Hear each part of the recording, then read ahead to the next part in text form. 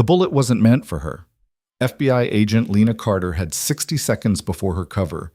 18 months of lies, fake identities, and blood-stained deals shattered completely. Across the candlelit table sat Adrian Voss, the man she was supposed to bring down. Between them, an old woman trembling so hard her champagne glass rattled against marble. One word from Lena, and the woman dies. One move, and Lena's mission burns. But when Adrian's enforcer raised his gun, Lena didn't think about protocol. She didn't think about duty. She thought about her sister, vanished 3 years ago into the same darkness that swallowed dozens of others. And she made her choice. Stay with me until the end. Drop a like, comment your city below so I can see how far this story travels. Now, let's begin. The thing about undercover work that nobody tells you, you stop remembering which version of yourself is real. Lena Carter had been Magdalena Cross for so long that sometimes she answered to it faster than her own name. 18 months embedded in Chicago's ugliest corners, playing a money launderer with expensive tastes and flexible morals. 18 months of watching crimes she couldn't stop, befriending people she'd eventually destroy, lying to everyone, including the mirror. Tonight was supposed to be simple. Observe, record, report. Nothing about Adrian Voss was ever simple. The restaurant, Aurelio's, one of those places where the menu has no prices and the waitstaff moves like they're performing ballet, hummed with quiet power. Crystal chandeliers threw soft gold across white tablecloths. Conversations murmured in the language of wealth, mergers, vacations in Tuscany, which charity gala mattered this season. Lena sat 3 tables from Adrian Voss, close enough to watch, far enough to maintain her cover as just another criminal associate enjoying the spoils. Her wire, a device no bigger than a shirt button sewn into the lining of her clutch, picked up his voice clearly. The FBI surveillance van parked 4 blocks away was recording everything. Adrian looked like money, dark suit tailored so precisely it could have been painted on. Salt and pepper hair swept back from a face that belonged in boardrooms or political campaigns. He smiled at his dinner companion, some city councilman whose name Lena couldn't remember, with the warmth of a man discussing interest rates, not human trafficking routes. Because that's what Adrian Voss was, according to 18 months of FBI intelligence. A trafficker. A monster in Italian wool. The man who'd built an empire on buying and selling human beings like they were commodities. Lena's handler, Agent Daniel Reeves, had been clear from day one. Adrian Voss is the target. Everything we've worked for leads to him. When we take him down, we take down the entire network. She'd believed it, believed in the mission, believed in Reeves, who'd recruited her personally after her sister Maya disappeared, believed that putting Adrian in a cage would somehow make the world make sense again. But tonight, belief wasn't the problem. The problem walked in at 8:47 p.m. Lena noticed her immediately, an old woman, maybe 75, dressed in outdated church clothes that didn't belong in Aurelio's. She moved through the restaurant like she was lost, clutching a worn purse to her chest, eyes scanning tables with desperate purpose. The maitre d' intercepted her smoothly. Lena couldn't hear the conversation, but she saw the woman shake her head, saw her point toward the back section where Adrian sat, saw the maitre d's expression shift from polite confusion to something harder. Security. 2 of them materialized from somewhere, subtle as sharks. The woman saw them coming, her face drained white. "Please," her voice carried across the restaurant, cracking the expensive quiet. "Please, I just need to talk to him. Just 5 minutes, please." Conversation stopped. Silverware paused mid-air, the kind of silence that comes before violence. Adrian didn't look up from his wine. The security guards had the woman by her arms now, lifting her toward the exit. She wasn't struggling exactly. She was too old, too tired. But she kept talking, words tumbling out in broken desperation. "My granddaughter, Carolina, she's 16. They took her 3 weeks ago, and I know you know where she is. Please. She's all I have. Please." Lena's chest tightened. Her hand moved to her clutch, fingers brushing the concealed weapon she wasn't supposed to use. Not tonight. Not ever, unless her cover was blown and her life was in immediate danger. This wasn't her life in danger. But the look in that old woman's eyes, Lena had seen that look before. In her mother's face, the night they realized Maya wasn't coming home. The night hope started dying 1 hour at a time. Adrian finally glanced up. His expression didn't change. He nodded once, barely a movement, and the security guards adjusted their grip on the woman. One of them pulled a gun. Not obvious. The weapon stayed low, pressed against the woman's side where most of the restaurant couldn't see it. But Lena saw it, saw the shift in the guard's stance, the way his finger rested outside the trigger guard. Professional, practiced, ready. The woman saw it too. She stopped talking, just stood there, shaking. Lena was moving before she decided to move. Training screamed at her to stop. Reeves' voice in her head, in every briefing for 18 months, you do not break cover, ever. No matter what you see, no matter what happens, you maintain the mission. Breaking cover doesn't just burn you, it burns everyone. She'd agreed. She'd meant it. But protocols didn't have to watch their sister vanish. Protocols didn't have to wonder every night for 3 years if Maya had looked that terrified in her last moments. Gentlemen? Lena's voice came out smooth, bored, the tone of someone used to being obeyed. She stepped between the guards and the woman, her hand trailing across one guard's arm, casual, almost flirtatious. You're making a scene. The guard with the gun tensed. Miss Cross, it doesn't concern me? Lena smiled. The smile cost her something. This is Aurelio's. Half the city's power structure is eating overpriced fish 30 feet away. You really want them watching you drag an old woman out at gunpoint? She let that sink in. Let them look around and see what she saw.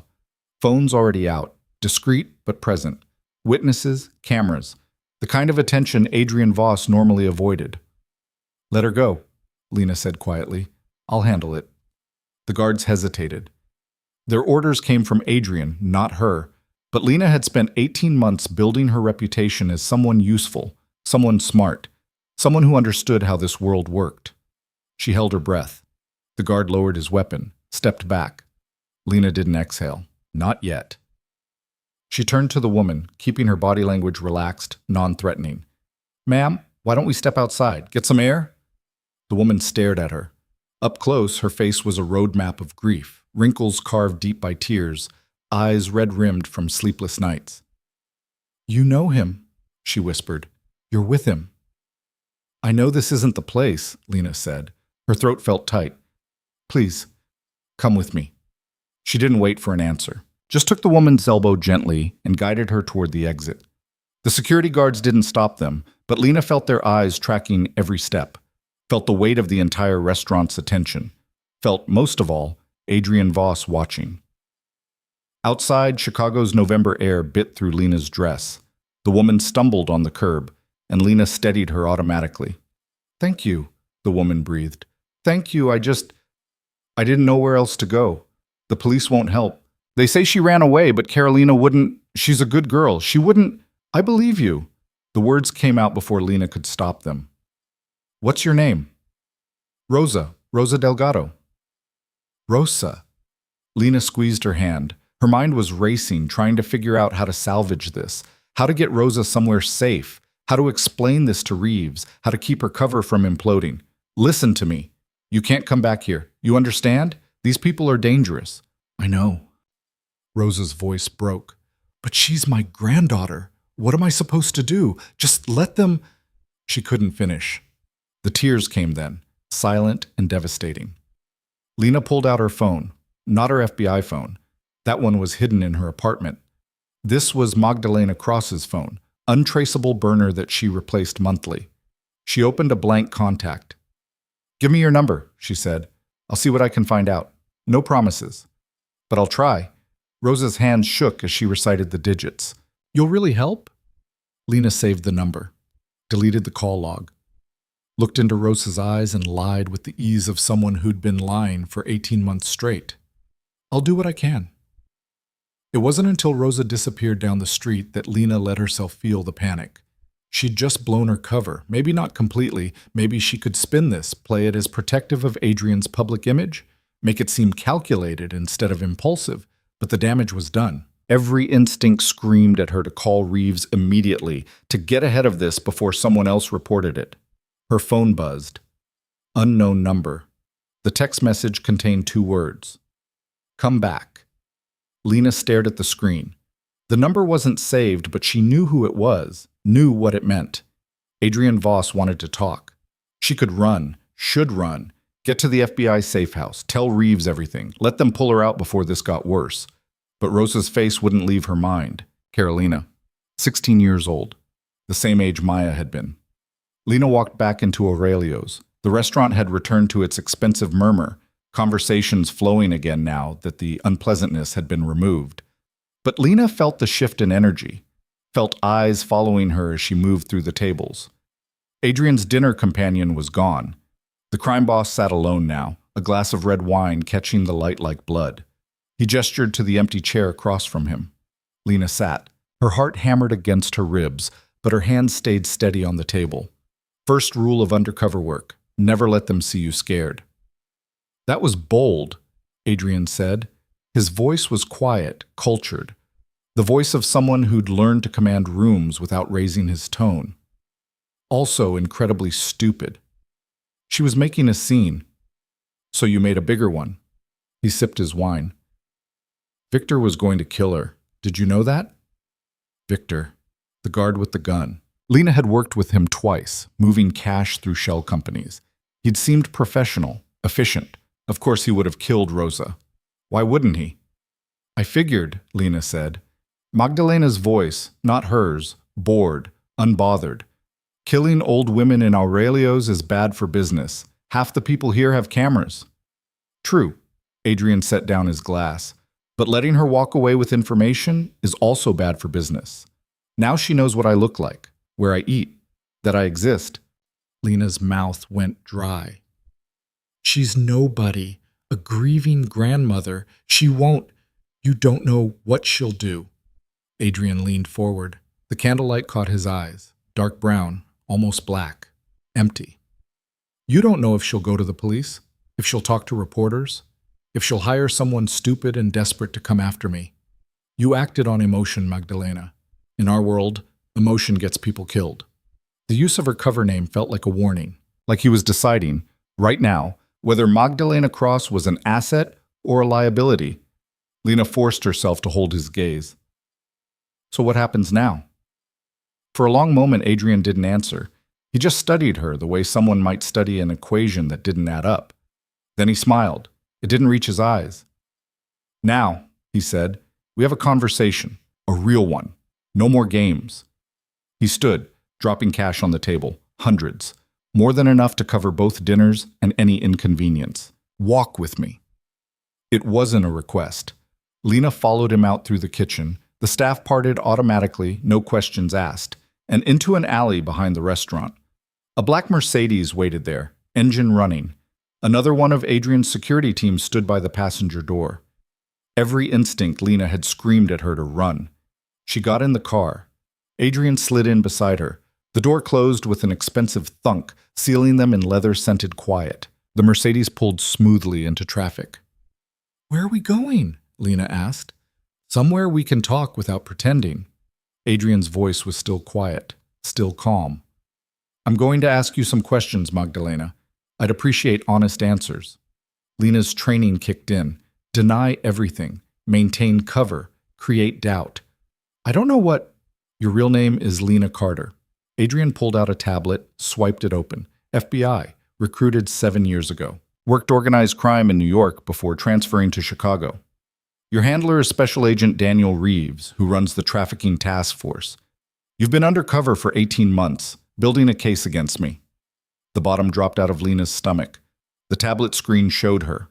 Her real face, FBI badge photo, service record, pictures of her with Reeves, pictures of her sister Maya, pictures she'd never seen before, surveillance photos of her meeting with informants, photos of her at the FBI field office, photos that shouldn't exist. How? Her voice came out strangled. That's not the right question. Adrian turned off the tablet. The right question is, why am I showing you this instead of having Victor put a bullet in your head? Lena couldn't speak, couldn't think past the roaring in her ears. He knew. He'd known, maybe the whole time, maybe from the beginning. 3 years ago, Adrian said, your sister Maya disappeared. Vanished, walking home from a friend's house. The police found nothing. No body, no witnesses, no leads. She was 16 years old. Stop. The word ripped out of her. That's why you joined the trafficking task force. why you volunteered for this assignment. You think I took her. You think bringing me down will somehow bring her back, or at least give you closure. Lena's hands were shaking now. She clenched them into fists, nails biting into her palms. You son of a... I didn't take your sister. The words cut through her rage. Adrian met her eyes. I didn't take Maya Carter. I've never trafficked children. Ever. It's a line I don't cross, for reasons that are my own. You're a liar. But even as she said it, doubt crept in. Because why would he bother lying? He had her. He could kill her right now, dump her body, and Reeves would never even find the pieces. I'm a lot of things, Adrian agreed, but not about this. I didn't take your sister, Lena, but I know who did. The Mercedes turned onto Lakeshore Drive. The city lights blurred past, Chicago at night looking almost beautiful if you didn't know what hid in the shadows. Daniel Reeves, Adrian said quietly, is not the man you think he is. Lena laughed. It came out bitter, broken. Right, my handler is the real villain. That's the oldest play in the book. You're desperate. Am I? Adrian pulled up another file on the tablet. Reeves has been running the task force for 6 years. In that time, how many major arrests has he made? Dozens. I've seen the reports. Low-level operators, street dealers, the occasional mid-tier distributor, never anyone who matters. Never anyone with real connections. Adrian swiped through documents, arrest records, case files, organizational charts. Every time the task force gets close to someone important, something goes wrong. Evidence disappears. Witnesses recant. Warrants get thrown out on technicalities. That happens. The justice system is broken. Everyone knows. Where do you think the victims go, Lena? The question stopped her cold. The people you save, Adrian continued. The trafficking victims Reeves's task force rescues. Where do they go after? What happens to them? Protective custody? Witness relocation? Some of them? Social services? No. Adrian's voice was flat. They disappear. Officially, they're placed in programs. Unofficially, they vanish. Different names, different cities, no way to track them. And sometimes, not always, but sometimes they end up back in the system. Different city, different handler, but the same hell. He showed her more files, missing persons reports, victims supposedly in protective custody who disappeared from safe houses, financial records showing money moving through shell companies connected to the FBI field office, and photos. Women and men, scared faces in dark rooms. Some of them Lena recognized from cases she'd worked, cases where Reeves had personally handled the victim placement. You're faking this, Lena said, but her voice shook. You're manipulating me. Classic deflection, make me doubt. Your sister called 911 the night she disappeared. Lena's breath stopped. The call lasted 43 seconds before it was disconnected. The recording was flagged as a prank call and deleted from the system. But I have a copy. Adrian pulled up an audio file. His finger hovered over the play button. Do you want to hear it? No. The word came out barely a whisper. He played it anyway, static first, then breathing, fast, panicked. Maya's voice, younger than Lena remembered, cracking with fear. Please, someone took my friend. They grabbed her off the street and put her in a van. I tried to stop them, but they saw me. They're chasing me, please.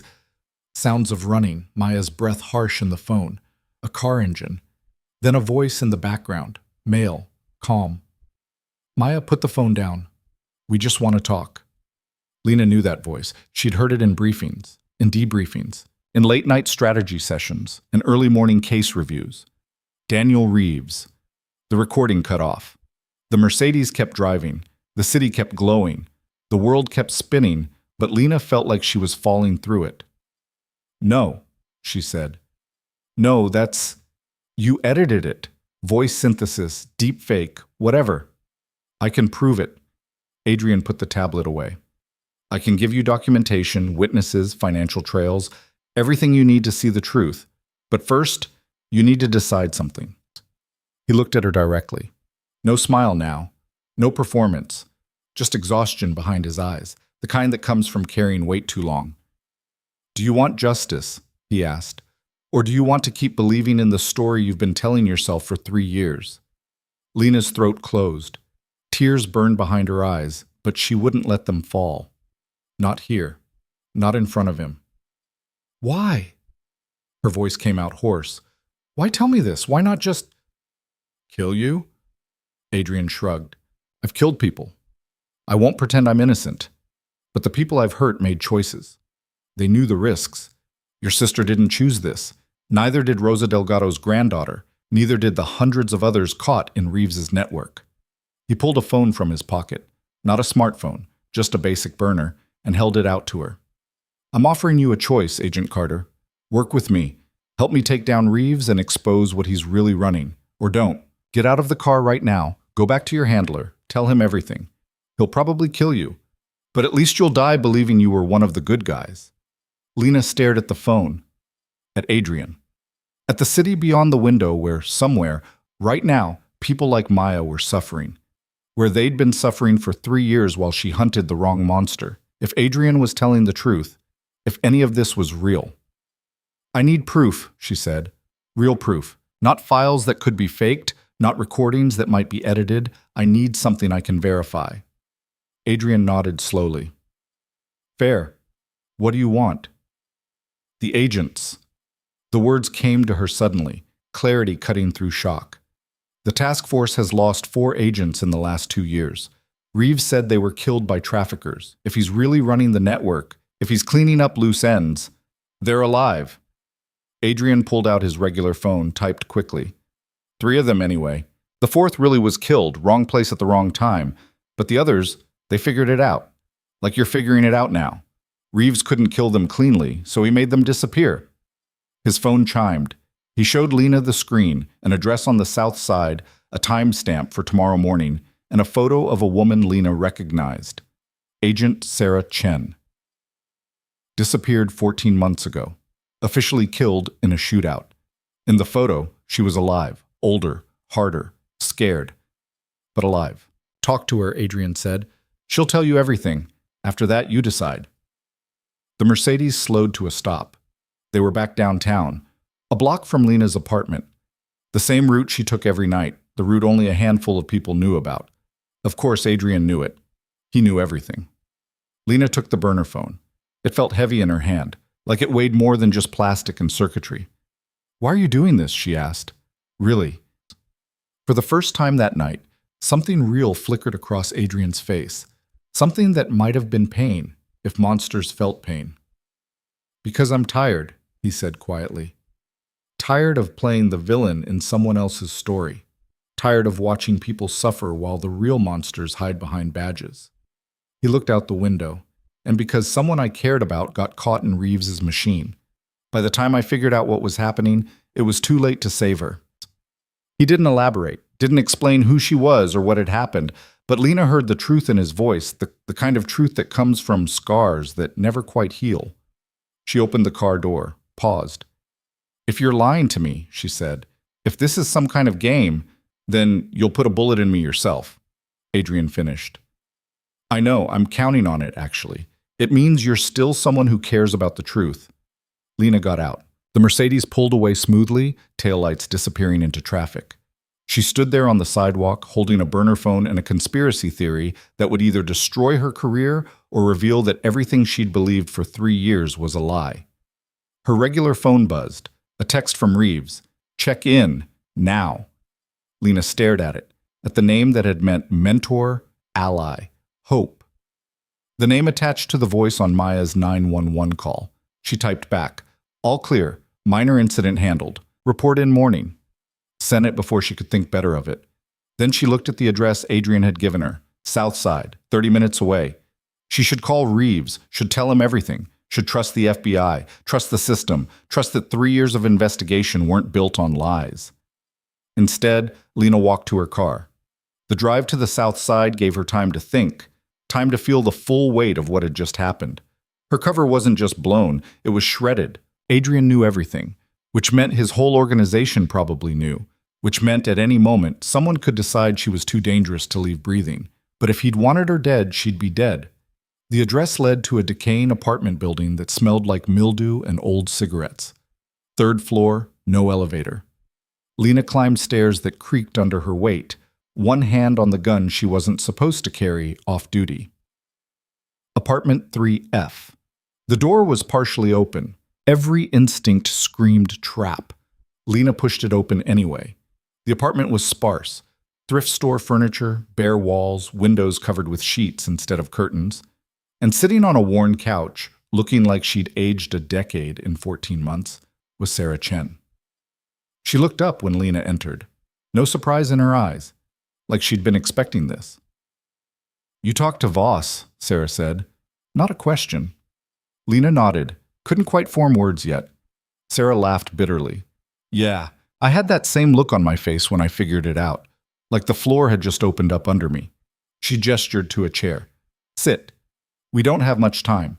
Reeves has eyes everywhere, and if he knows you're here, is it true?" Lena stayed standing. "Everything Adrian said. Is it true?" "Depends on what he told you, but if it's about Reeves running the trafficking network he's supposed to be stopping, yeah, that's true." The confirmation hit Lena like a physical blow. Hearing it from Adrian was one thing. Hearing it from a fellow agent, "How long have you known?" "About 6 months before I died." Died. Sarah stood, moved to the window, checking the street below from behind the sheet. Practiced. Paranoid. "I noticed things weren't adding up. Money moving wrong. Victims disappearing from safe houses. Every major bust somehow tipping the real players off before we could move. I started digging quietly.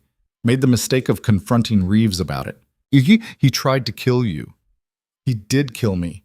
Officially. Car bomb, they told my family. Closed casket funeral." Sarah's voice was flat. "Adrian pulled me out before it went off. Been in hiding ever since." "Why didn't you go public? FBI Internal Affairs, Justice Department? Who do you think Reeves reports to?" Sarah turned from the window. "This thing goes higher than one field office, Lena. There are people in Washington who know, who help, who profit. Going public just gets you disappeared faster." Lena's legs felt weak. She sat down after all. "My sister, Maya, did you—" "I don't know specifics about your sister. I'm sorry." Sarah's expression softened slightly. "But I know Reeves has been using the task force as a hunting ground for years. We save victims. He takes the ones who won't be missed. Street kids, runaways, immigrants without papers, people the system doesn't protect." "Where does he take them?" "Auction houses. Private sales, sometimes overseas, sometimes domestic. Rich buyers who want specific types." Sarah's jaw clenched. "I have names, locations, financial records, everything I could grab before I ran. Adrian's been helping me compile it into something that might actually stick in court." "Adrian Voss, the crime boss." "Yeah." Sarah smiled without humor. "Funny how the world works, right? The monster's trying to save people, and the hero's destroying them." Lena's phone buzzed. The burner Adrian had given her. A text. "Time to move. Reeves knows." "Fuck!" Sarah was already moving, grabbing a go bag from under the couch. "He found you. We need to—" The window exploded. Glass and wood and plaster erupted inward as bullets shredded the apartment. Lena hit the floor on instinct, covering her head as the couch Sarah had been standing behind disintegrated into foam and fabric. Sarah scrambled toward the door, blood streaking from cuts on her face. "Go! Backstairs!" More gunfire. Professional. Controlled bursts. Multiple shooters. Lena pulled her weapon, returned fire blindly toward the window. She'd been in firefights before, part of the job, but this was different. This wasn't gang shootout chaos. This was trained precision. This was FBI tactical. She ran. The back stairs were dark and narrow, the kind of place people got cornered and killed. But staying in the apartment meant dying, so Lena followed Sarah down, taking stairs 3 at a time. Second floor? First floor? The ground-level door. It burst open before they reached it. 2 men in tactical gear, FBI insignia on their vests. Lena didn't hesitate. She fired twice. Center mass. The first man went down. The second rolled behind cover, returned fire. Sarah yanked Lena sideways through a door that led to the basement. They stumbled down another staircase in complete darkness, Sarah navigating from memory. "There's a tunnel," Sarah gasped. "Old maintenance access. Comes out 3 buildings down." Behind them, boots thundered. Flashlight beams cut through the dark.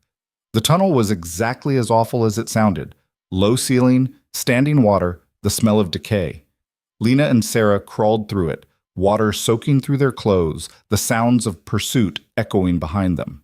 They emerged in another basement. Sarah led them up, out through a condemned building's side entrance, into an alley that stank of garbage.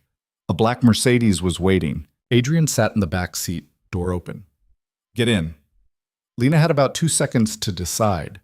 Trust the crime boss or face the FBI team that had just tried to kill her. She got in. Sarah dove in after her. The Mercedes was moving before the door closed. You're bleeding, Adrian said to Sarah, already pulling out a first aid kit. I'm alive. Sarah pressed a wad of gauze to a cut on her arm.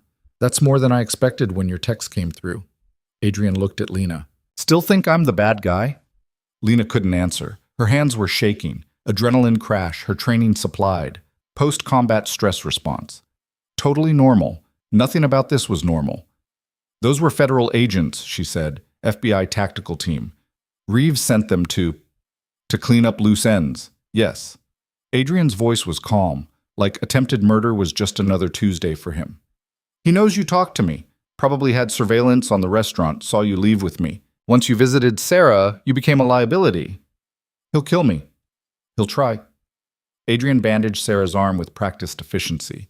Which is why you're going to disappear. New identity, new city. I can have you somewhere safe by tomorrow. No. The word came out stronger than Lena felt. No, I'm not running. Lena, Sarah started. My sister is still out there, somewhere in Reeves' network. Maya is... Her voice cracked. She forced it steady. I'm not running. I'm going to find her. I'm going to burn Reeves' operation to the ground, and I'm going to make sure everyone knows what he is. Adrian studied her for a long moment. That's a suicide mission. Probably. You'll need help, resources, people you can trust. I know. Lena met his eyes. That's why I'm saying yes to your offer. Whatever it takes to stop him, I'm in. Something shifted in Adrian's expression. Respect, maybe. Or recognition. Like he was seeing something in her he understood. All right, he said quietly. Then we work together. You and me against the system that's supposed to protect people but feeds on them instead. He offered his hand. Partners? Lena looked at that hand, looked at the man who'd killed people, who'd built an empire in the dark, the man who was somehow less monstrous than the one wearing a badge. She shook his hand. Partners. The Mercedes drove through Chicago's night, carrying 3 people who'd just declared war on the machine that had broken them. Lena felt the weight of it settling on her shoulders, the danger, the impossibility, the likelihood that this would end with her death. But she also felt something she hadn't felt in 3 years. Purpose. Where are we going? She asked. Adrian smiled. It still didn't quite reach his eyes, but there was something real in it now. Something almost like hope. Somewhere we can plan, he said. Somewhere safe. And then we're going hunting. The city lights blurred past. Somewhere in those lights, Maya was waiting. Somewhere, Reeves was sleeping soundly, thinking he'd won. He had no idea what was coming for him. Lena Carter was done playing by the rules, and she was done losing. The safe house wasn't what Lena expected. No warehouse in the industrial district, no seedy motel on the outskirts. Instead, Adrian's Mercedes pulled into an underground garage beneath a luxury high-rise overlooking the lake. The kind of building where doormen wore white gloves and residents paid more in monthly fees than most people made in a year. Hiding in plain sight, Adrian said, catching her expression. Nobody looks for criminals in penthouses. The elevator required a keycard and fingerprint scan. Sarah leaned against the wall, still pressing gauze to her arm, eyes half closed from exhaustion and blood loss. Lena felt the crash coming for her too, adrenaline fading, leaving behind the shakes and nausea that always followed violence. She'd killed a man tonight, maybe 2, depending on where her bullets had landed. Federal agents, technically, people who'd probably joined the FBI for the same reasons she had, people who'd chosen to work for Reeves anyway. The elevator opened directly into the penthouse. Floor-to-ceiling windows showed Chicago spread out below like a circuit board, all light and geometry. The furniture was minimalist, expensive. Art on the walls that Lena didn't recognize but suspected cost more than her yearly salary. A woman stood in the kitchen, mid-30s, dark hair pulled back, wearing scrubs. She took one look at Sarah and moved immediately, professional assessment in her eyes. "Exam room's ready," she said, her voice carrying the calm of someone used to bullet wounds. "How bad?" "Cuts. Maybe some glass still in there. Nothing major." Sarah let herself be led away, too tired to argue. Lena watched them disappear down a hallway. "Who's that?" "Dr. Anya Petrov, trauma surgeon, used to work at Cook County before the hospital board decided her questions about certain patients were inconvenient." Adrian moved to the bar, poured 2 glasses of something amber. "She patches up people who can't go to hospitals. Also helps document injuries for victims who might testify someday." He handed Lena a glass. She took it automatically, then just held it. Her hands were still shaking. "You should drink that," Adrian said, "or don't. But standing there replaying the firefight won't change anything." "I killed someone." "Yes." No platitudes, no "you had no choice" or "it was self-defense." Just acknowledgement of the fact. Lena drank. The whiskey burned going down, but the warmth helped, grounded her back in her body instead of the loop of gunfire and breaking glass. "How long have you been fighting Reeves?" she asked. Adrian settled into a chair that probably cost more than her car. He looked tired suddenly, the careful composure cracking just enough to show the exhaustion underneath. 4 years. Since I figured out what he was really doing. Before that, I thought he was just another dirty cop taking bribes to look the other way. Standard corruption. Then I lost someone who mattered, and I started digging. "Who?" "Her name was Elena." Adrian stared into his glass. "My sister. She worked for an immigrant rights organization, helping people navigate the system legally. She started noticing patterns. People disappearing from ICE detention, others vanishing after seeking asylum. She brought her concerns to the FBI. To Reeves, specifically." He didn't have to finish. Lena could see it in his face. "I'm sorry," she said, and meant it. "So am I." Adrian drank. "I've done terrible things trying to destroy him, Lena. Broken laws, hurt people, crossed lines I can't uncross. I need you to understand that before we go any further. I'm not a good man playing at being bad. I'm just bad in a different direction than Reeves. But you draw lines. You said you don't traffic children. I have rules. Reeves doesn't. That's the difference." He set down his glass. "I deal in things people choose. Drugs, weapons, money laundering, all willing participants. Reeves deals in people who have no choice at all.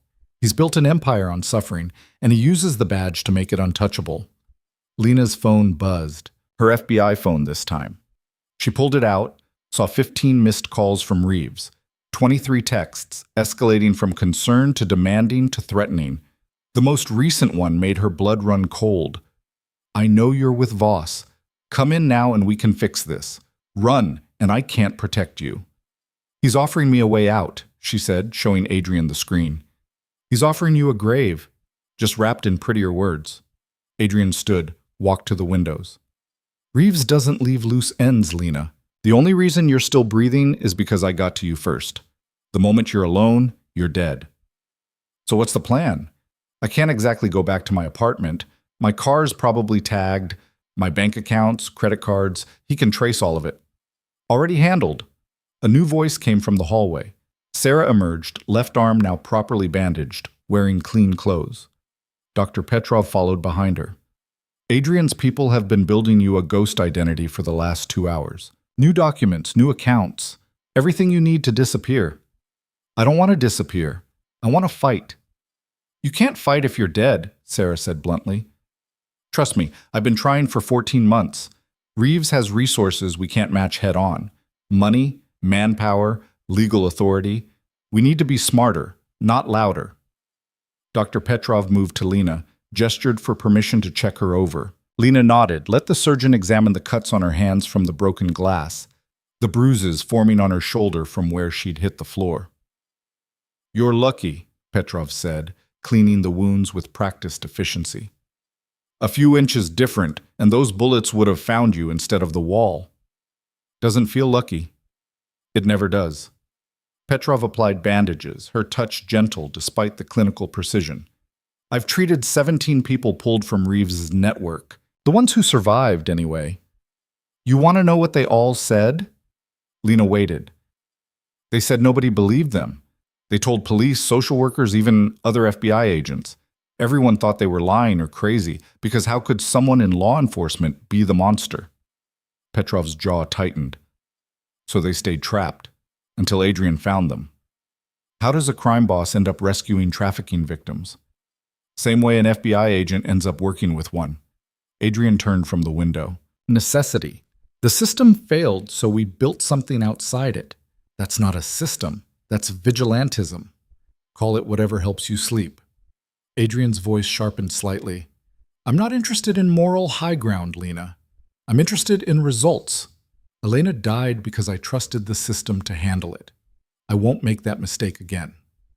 The room fell silent, except for the distant hum of the city below. Lena felt the weight of it all pressing down, the impossibility of what they were trying to do, the likelihood of failure, the certainty that even if they succeeded, the cost would be brutal. But Maya was out there somewhere, and Rosa Delgado's granddaughter, and hundreds, maybe thousands of others. Okay, Lena said. So how do we do this? How do we take down an FBI agent who has the entire system protecting him? Sarah pulled out a laptop, opened it on the dining table. We already have evidence. Financial records, testimonies from survivors, documentation of victims who disappeared from protective custody. The problem is chain of custody. Anything we present can be challenged, called fabricated, dismissed as conspiracy theory. We need something bulletproof, Adrian said. Something Reeves can't explain away. Something that forces the people protecting him to cut him loose. Like what? Lena moved to the table, looking at the files Sarah had pulled up. The documentation was extensive, years of careful record-keeping, patterns highlighted, money trails mapped. This looks solid to me. It's solid if you already believe Reeves is dirty, Sarah said, but if you think he's a hero fighting trafficking, then all of this looks like a smear campaign by criminals trying to discredit him. We need something that changes the narrative completely.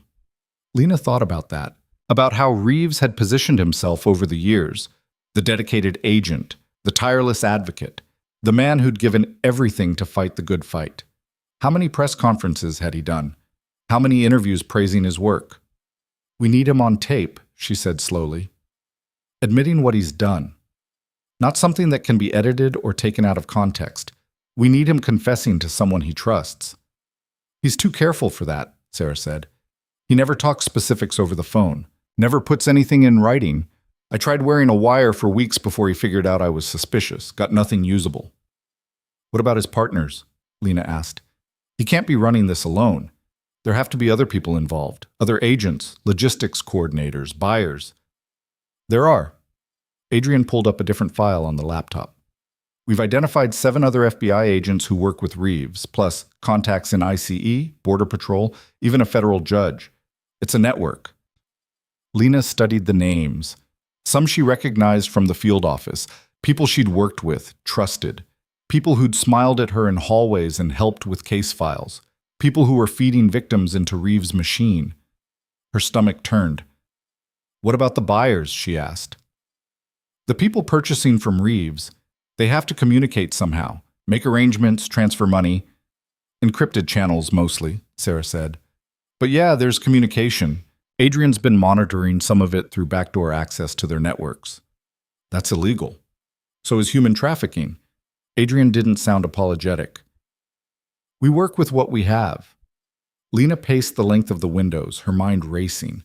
There had to be an angle, a weakness they could exploit. Reeves was careful, but nobody was perfect. Everyone made mistakes eventually. The auction houses, she said suddenly. Sarah mentioned auction houses, where they sell people to buyers. Those have to be physical locations, right? You can't do that kind of transaction purely online. Adrian and Sarah exchanged a look. There's one in Chicago, Adrian said carefully. High-end operation, invitation only. They move it around every few months, but I've had people tracking the pattern. Next auction is in 6 days. Can you get me in? Lena, Sarah started. Can you get me in? Lena repeated, looking at Adrian. He studied her for a long moment. Yes, but it's not like infiltrating a drug deal or money laundering scheme. These people are careful, rich, connected, paranoid. If they suspect your law enforcement, they won't. Because I'm not law enforcement anymore. The words tasted bitter. Reeves made sure of that when he sent his team to kill me. I'm a fugitive now, wanted for attacking federal agents, probably. He'll spin it that way, yeah. Sarah pulled up a news site on the laptop. The headline made Lena's chest tight. FBI agent wanted in connection with terrorist attack. Her photo was right there, her real photo, FBI badge picture. The article described her as armed and dangerous, possibly working with known criminal elements. Reeves worked fast. Terrorist attack? Lena's voice came out strangled. The building where you met Sarah. They're calling it a bombing. 17 casualties, mostly residents. Sarah's face was grim. All bullshit, obviously. It was a tactical strike. But the narrative's already set. You're the villain now. Lena sat down hard. The room spun slightly. Everything she'd worked for, her entire career, her reputation, gone. Burned to ash in one night because she'd chosen to believe Adrian Voss over her own handler. What if she was wrong? What if this was all elaborate manipulation and she'd just destroyed her life for nothing? But then she remembered Maya's voice on that 911 call, remembered Reeves' voice in the background. No, she wasn't wrong. The auction, she said, forcing her focus back, is if I can get in, if I can document what's happening there, film it, record conversations, that's evidence that can't be dismissed. It's also incredibly dangerous, Dr. Petrov said. She'd been quiet until now, watching from the kitchen. These aren't street-level criminals, Agent Carter. These are people with power, old money, political connections. They've been doing this for generations, which is exactly why we need to expose them. Lena met her eyes. How many victims have you treated, Doctor? How many people has Reeves destroyed? If there's a chance to stop it, there's always a chance. The question is whether you'll survive taking it. I don't care about survival. The words came out before Lena could think about them. I care about my sister, about making this right. Adrian moved to the table, closed the laptop gently. That's the kind of thinking that gets you killed. And dead agents can't testify, can't fight, can't win. So let's be clear about something. If we do this, we do it smart. We plan every detail. We have backup plans for the backup plans. And we stay alive long enough to see Reeves burn. Fine. So what's the plan? First, we make you disappear completely. New identity, new appearance, new everything. Sarah will help with that. She's got 14 months of experience being a ghost. Adrian pulled out his phone, started typing. Second, we infiltrate the auction. I'll introduce you as a potential buyer. That gets you in the door, but you'll need to play the part convincingly. I can do that. I've been undercover for 18 months. Not like this, you haven't. Sarah's voice was sharp. When you were infiltrating my network, you were playing a criminal, money launderer, facilitator, whatever. But you still had moral lines. You could tell yourself you were doing it for the greater good. This is different. You'll be in a room with people bidding on human beings. You'll have to smile and nod and act like it's normal, like it's just another business transaction. The thought made Lena sick, but she forced the nausea down. I can handle it. Can you? Dr. Petrov asked quietly. Can you watch someone buy a 16-year-old girl and not react? Can you make small talk with monsters and laugh at their jokes? Because if you flinch, if you show any hesitation, they'll know, and they'll kill you. I'll do whatever it takes. Lena's voice came out harder than she intended. My sister could be at that auction. Rosa's granddaughter could be there. I'm not letting them suffer one more day because I couldn't stomach playing pretend. Adrian nodded slowly.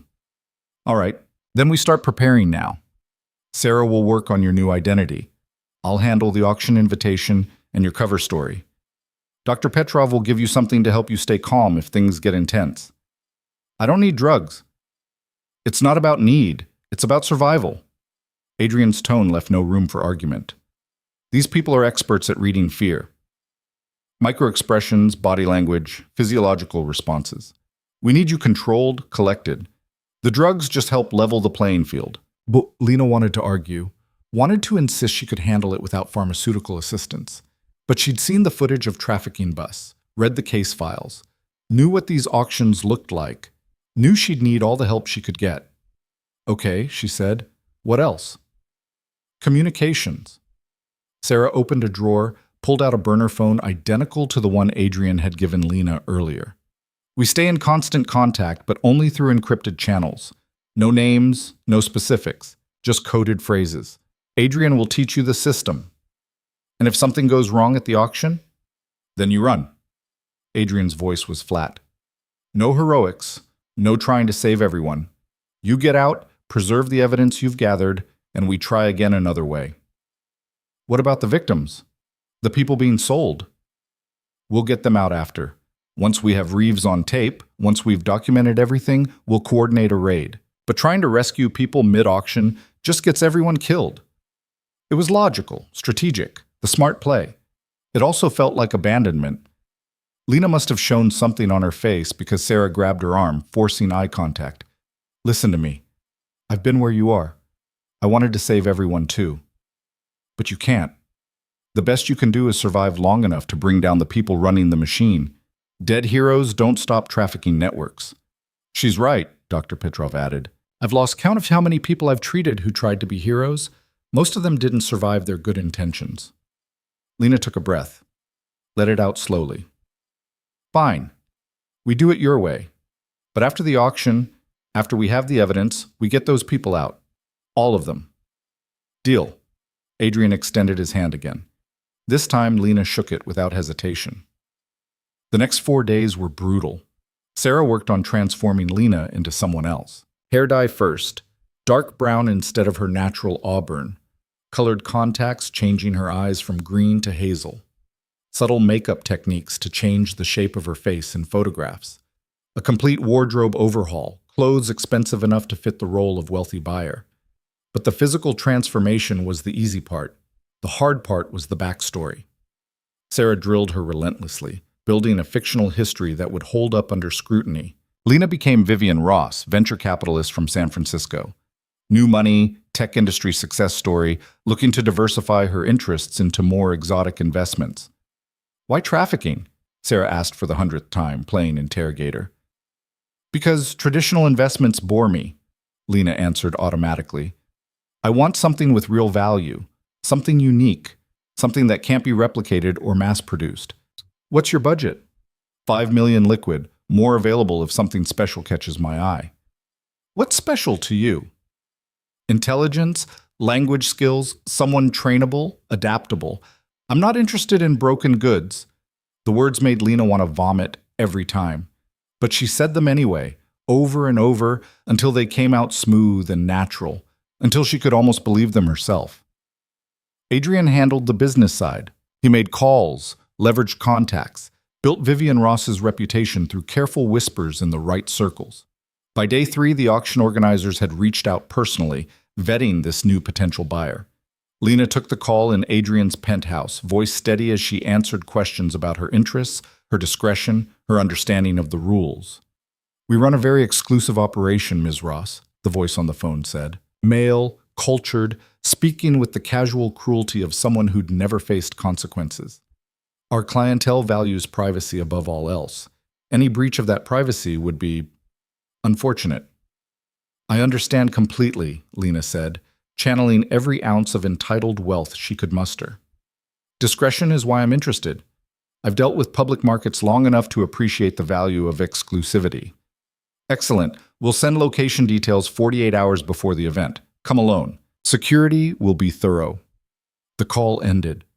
Lena sat there, phone still in her hand, breathing carefully through her nose to keep from screaming. Adrian appeared with whiskey. She drank it. You did well, he said. I feel disgusting. Good. That means you still have a conscience. He sat across from her. The people you'll meet at that auction? They don't feel disgusting. They feel entitled. That's what makes them dangerous. How do you stand it? Lena asked. Being in their world, seeing what they do. I don't stand it. I endure it. There's a difference. Adrian's expression was unreadable. Every person I've had to smile at, every hand I've had to shake while knowing what those hands have done, it costs me. But the cost is worth it if it means stopping people like Reeves. Is it, though? Is the cost ever really worth it? Ask me again when we've saved your sister. The statement hung in the air between them. Adrian hadn't promised they'd find Maya, hadn't even promised she was still alive.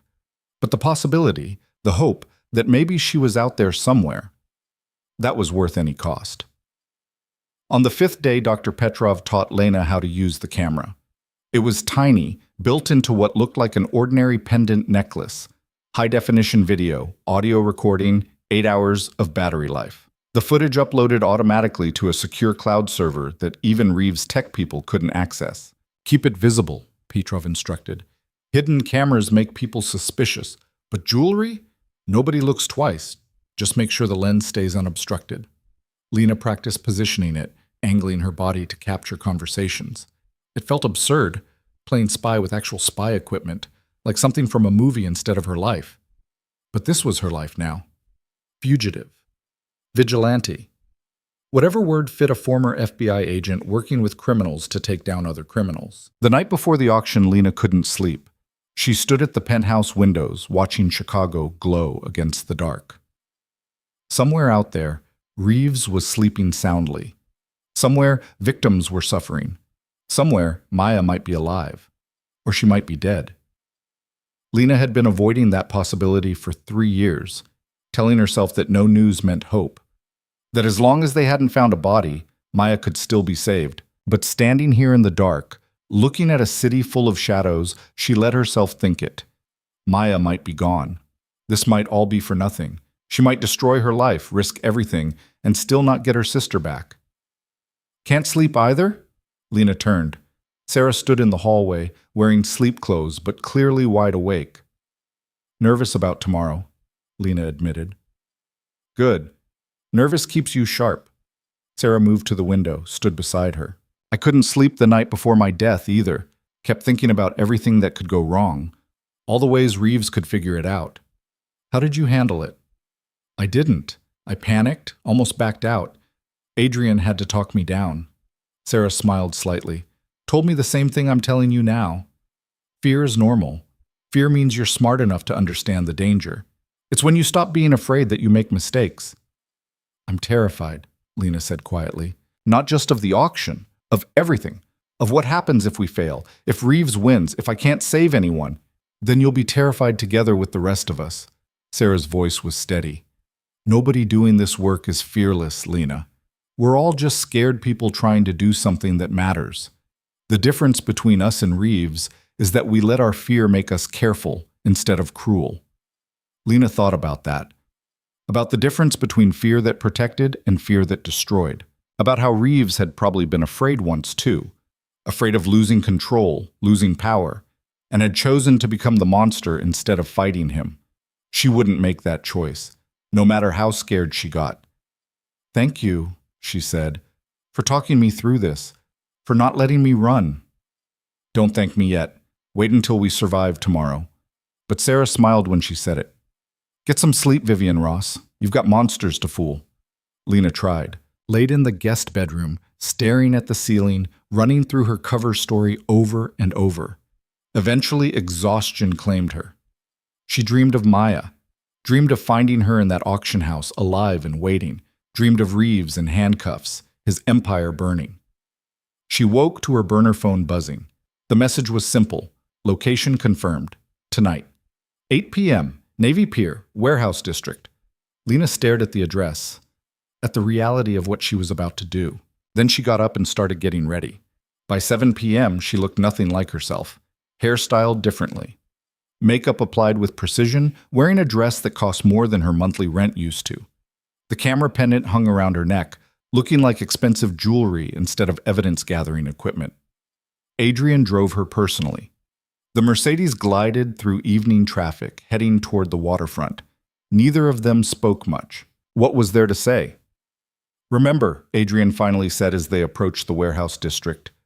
You're Vivian Ross, venture capitalist. You've earned the right to be there. Act like you belong, and they'll believe it. And if they don't, then run. I'll be nearby with an extraction team. First sign of trouble, we pull you out. The Mercedes stopped 3 blocks from the warehouse.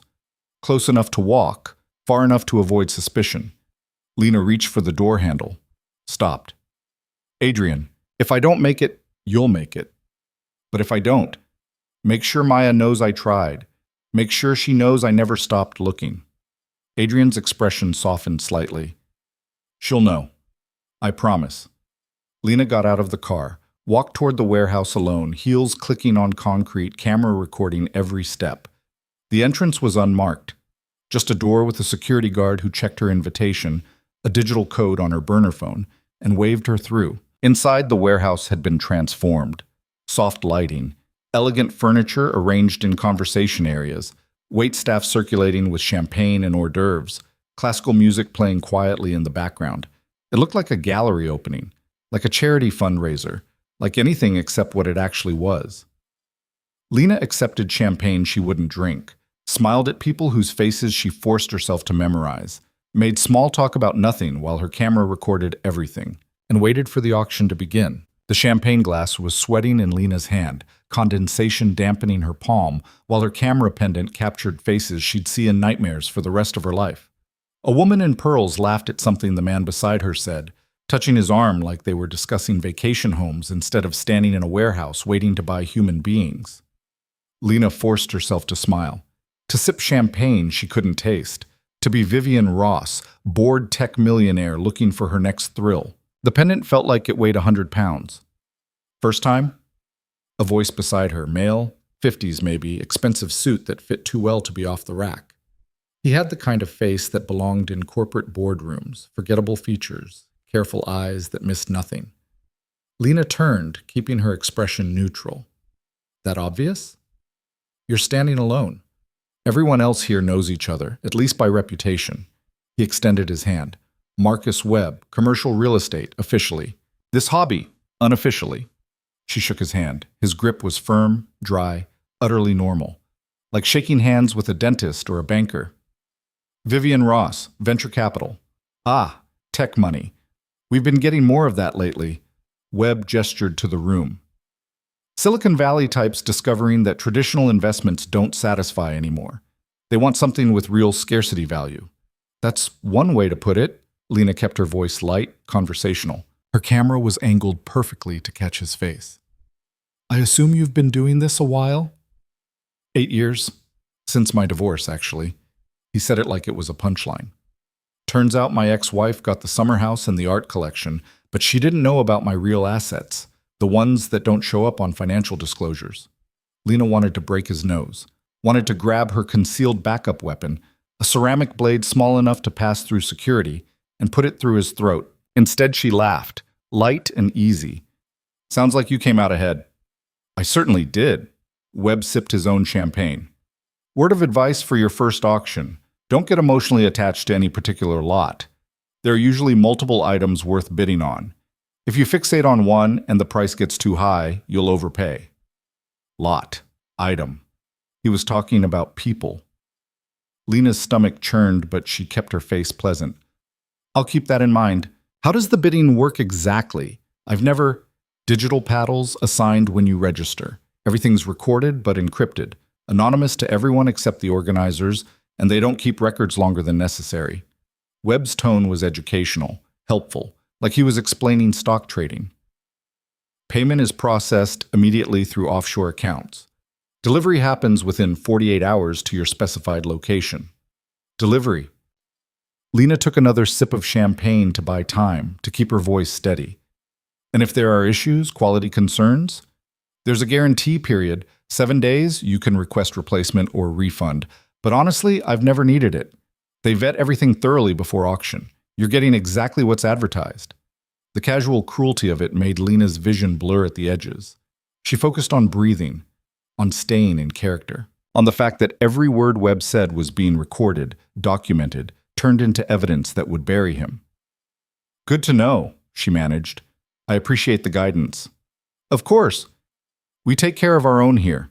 Welcome to the club, Vivian. He drifted away to greet someone else, leaving Lena alone again with her champagne and her rage. The room was filling up.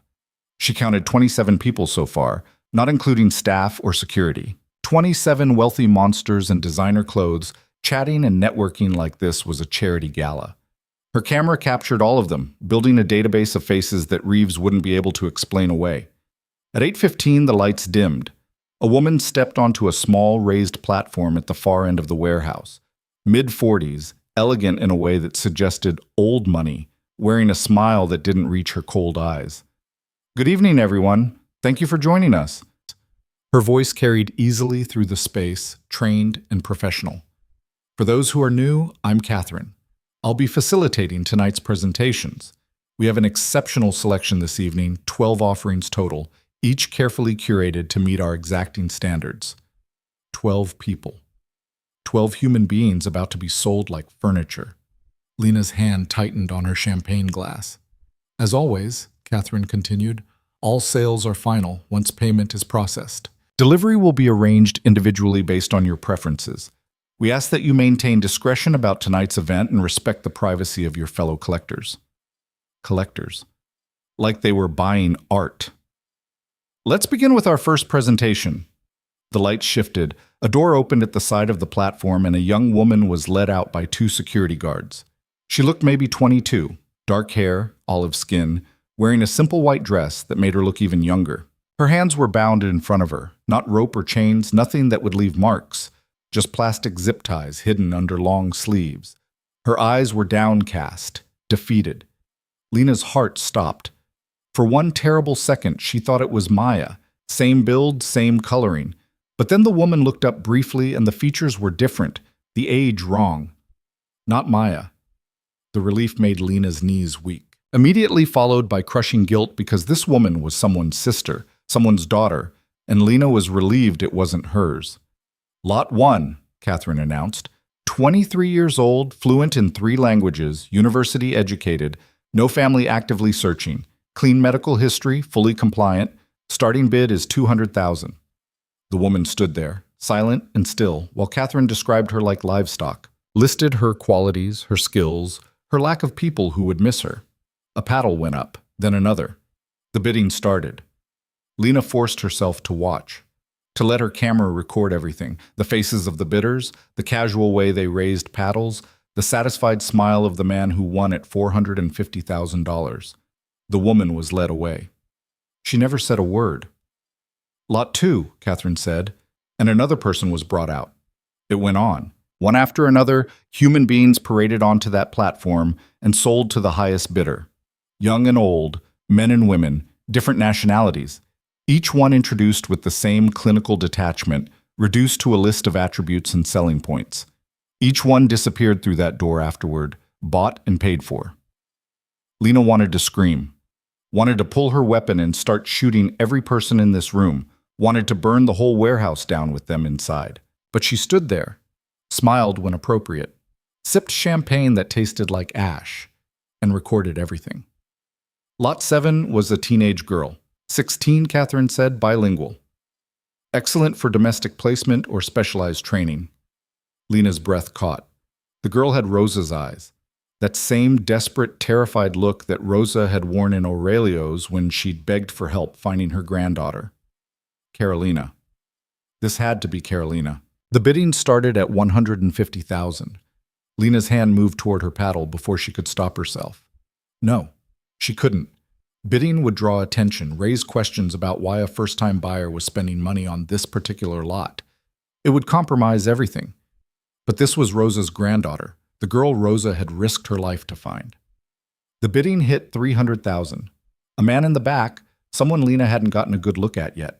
Her camera swiveled slightly, trying to capture his face. $350. Different bidder, a woman who looked like somebody's grandmother. $400,000. Carolina stood there shaking. Tears ran down her face silently. Lena's hand was on her paddle. She could feel it, cool plastic under her fingers. One raise, one bid, and she could save this girl. Get her out of here, back to Rosa, back to safety, and blow her cover completely. Waste all of this. Lose any chance of stopping Reeves or finding Maya. One girl versus hundreds, maybe thousands. The math was brutal. The bidding hit $450. Going once. Lena's finger hovered over the paddle button. Going twice. She thought of Rosa's face, of Maya, of every victim she'd failed to save in 3 years of chasing the wrong monster. Sold. $450,000. Carolina was led away by the same security guards, and Lena stood there hating herself more than she'd hated anyone in that room. The auction continued. Lot 8, Lot 9. Lena stopped counting, stopped trying to memorize faces. Just let the camera do its job while she died inside piece by piece, and then Catherine announced Lot 11, and everything changed. The woman who stepped onto the platform looked wrong somehow. Wrong posture, wrong energy. She walked instead of being dragged, held her head up instead of down. Mid-20s, auburn hair, defiant eyes that scanned the room like she was memorizing faces. Lena's heart stuttered. Not Maya. This woman was older, taller, but something about her was familiar in a way Lena couldn't place. Lot 11, Catherine said, and there was an edge to her voice now. Irritation. 26 years old, multiple languages, advanced education, medical professional. This one requires special handling. What kind of special handling? Someone called out.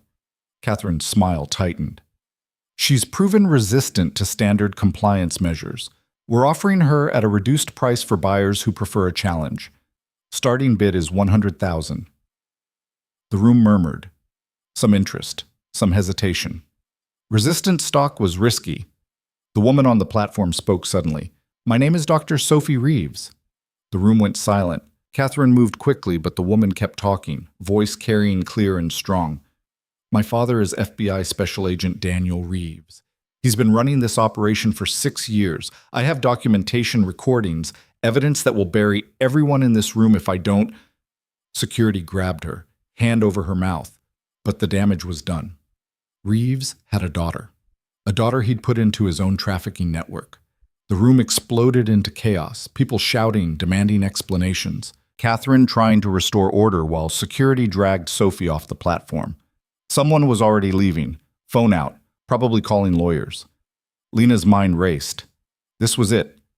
This was the evidence that would destroy Reeves completely. Not just trafficking, selling his own daughter. Even his protectors in the bureau wouldn't be able to spin that. But Sophie was being dragged toward that same door where all the others had disappeared, being pulled into whatever hell awaited the lots that didn't sell. Lena was moving before she decided to move. She grabbed Marcus Webb's arm as he passed. What happens to the unsold ones? What? He was distracted, already heading for the exit. The lots that don't sell, where do they go? Disposal, usually. Can't have them talking. Why? Lena didn't hear the rest.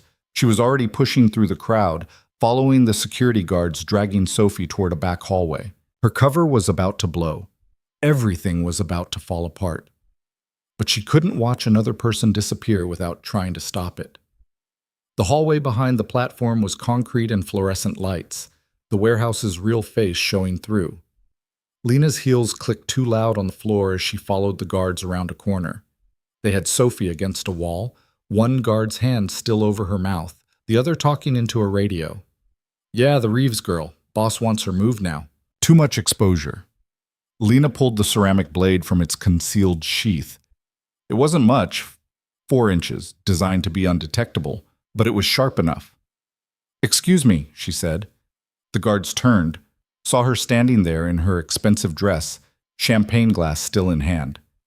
Ma'am, you need to return to the main floor, one of them said. I don't think so. Lena set down the champagne. Let them see the blade. Let her go. For a second, nobody moved. Then the guard not holding Sophie went for his gun. Lena was faster. She'd spent 7 years training for close quarters combat, knew exactly how to use a small blade against armed opponents. She closed the distance before his weapon cleared the holster, drove the ceramic through his shoulder where the muscle was thick and the damage wouldn't be fatal. He screamed, dropped the gun. The second guard released Sophie, reaching for his own weapon. Sophie moved the instant he let go, driving her elbow into his throat. He staggered back, choking. Lena kicked the first guard's dropped gun toward Sophie. You know how to use that?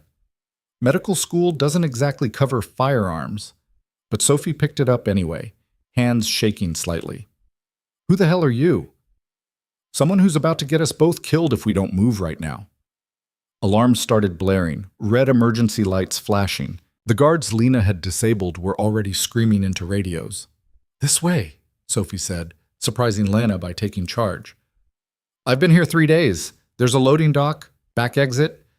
Gunfire erupted from the main warehouse floor, not the controlled bursts from the apartment building. This was chaos, multiple shooters, panic. Adrian's extraction team. Had to be. Come on! Lena grabbed Sophie's arm, followed her deeper into the hallway.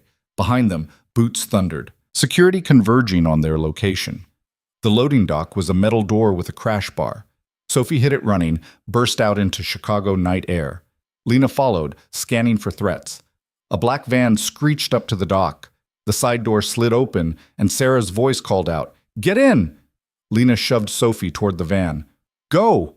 What about... Go!" Sophie climbed in. Lena turned back to the door just as it burst open, security guards flooding out. She fired twice with the guard's gun she'd grabbed. Not to kill, just to slow them down. Gave Sarah 5 seconds to get the van moving. Then she ran. The van was already pulling away, Sarah driving like she was trying to set speed records. Lena sprinted after it, dress and heels making her clumsy, security guards right behind her. The van's door was still open. Sarah swerved, bringing it closer. Lena jumped. Her fingers caught the doorframe. Her feet dragged on concrete for one horrible second before someone inside grabbed her wrist, hauled her in. The door slammed shut. The van took a corner hard enough to throw everyone sideways. Lena lay on the van floor, breathing hard, adrenaline making her shake. Someone was asking if she was okay, but the words didn't quite make sense yet. Then Adrian's face appeared above her, and his expression was somewhere between furious and relieved. "What the hell happened?" he demanded. "You were supposed to observe, record, get out, not start a firefight and rescue random people." "She's not random." Lena sat up, wincing. Her ankle hurt from the jump. "She's Reeves's daughter, Sophie Reeves. She was at the auction." Adrian's expression shifted. He looked at Sophie, who was pressed against the van wall, still holding the gun like she might need it any second. "His daughter," Adrian repeated quietly. "He put his own daughter in the network." "Apparently." Sophie's voice was hoarse. "After I found his files, after I realized what he was doing and confronted him, he said I was a liability, had me grabbed the next day. I've been in that warehouse for 3 days waiting for tonight." The van took another hard turn. Sarah's voice came from the driver's seat. "We've got company. 2 vehicles, closing fast." Lena looked through the back window. Headlights, getting closer. Professional pursuit, maintaining distance while calling in backup. "Can you lose them?" Adrian asked. "Not in this thing. It's built for cargo, not speed." Sarah's voice was tight. "We need a plan B." Adrian was already on his phone. "Vincent, we need a blocker at Roosevelt and Canal. Now." He listened. "I don't care if it's risky. Just do it." He hung up, looked at Lena. "There's a semi-truck heading to that intersection. It's going to have mechanical problems right when we pass through. Should buy us maybe 90 seconds. And then what? Then we switch vehicles and disappear before Reeves's people can regroup." Adrian checked his weapon. "But first we have to survive the next 3 minutes." The back window exploded inward. Glass sprayed everywhere as bullets punched through metal. Sarah swerved hard, throwing off their aim. Someone was shouting, maybe Sophie, maybe Lena herself. As more gunfire tore into the van, Adrian returned fire through the shattered window, controlled bursts that forced the pursuit vehicles to drop back slightly. Lena grabbed her own weapon, added her shots to his. One of the pursuing vehicles swerved, hit a parked car, went spinning off the road. One down, one still coming. Roosevelt and Canal appeared ahead. Lena saw the semi-truck already in position, hazard lights flashing, taking up 2 lanes like Adrian said. Sarah aimed for the gap on the left side. The remaining pursuit vehicle tried to follow. The semi-truck lurched forward suddenly, mechanical problems closing the gap at exactly the wrong moment. The pursuit vehicle had 2 choices: hit the truck or brake hard. They braked. Sarah took the corner, the van's tires screaming. Another turn, then another, into an alley, through a gap barely wide enough, emerging on a different street entirely. A nondescript sedan was waiting. 2 of Adrian's people stood beside it. "Everyone out," Adrian ordered. "Move!" They piled out of the shot-up van into the sedan. Adrian's people got into the van, drove it in a different direction. Decoy, drawing pursuit away. The sedan pulled smoothly into traffic, just another car in Chicago at night. Inside, everyone breathed. "Is anyone hit?" Adrian asked. Lena checked herself. Glass cuts, bruised ankle, but nothing serious. Sophie had a gash on her forehead from when the window exploded, but she waved off concern. "I'm fine. I've stitched up worse in the ER." Sarah met Lena's eyes in the rearview mirror. "Did you get it? The footage?" Lena's hand went to the pendant. Still there, miraculously unbroken. "Yeah, all of it. The auction, the bidders, Everything. Including my father selling me, Sophie said bitterly. That should make for an interesting family reunion. Adrian turned to look at her properly. How much do you know? About his operation? Everything. I found his files 6 months ago. Financial records, victim manifests, communications with buyers. I was going to turn it over to the FBI's Internal Affairs Division. Sophie laughed, sharp and broken.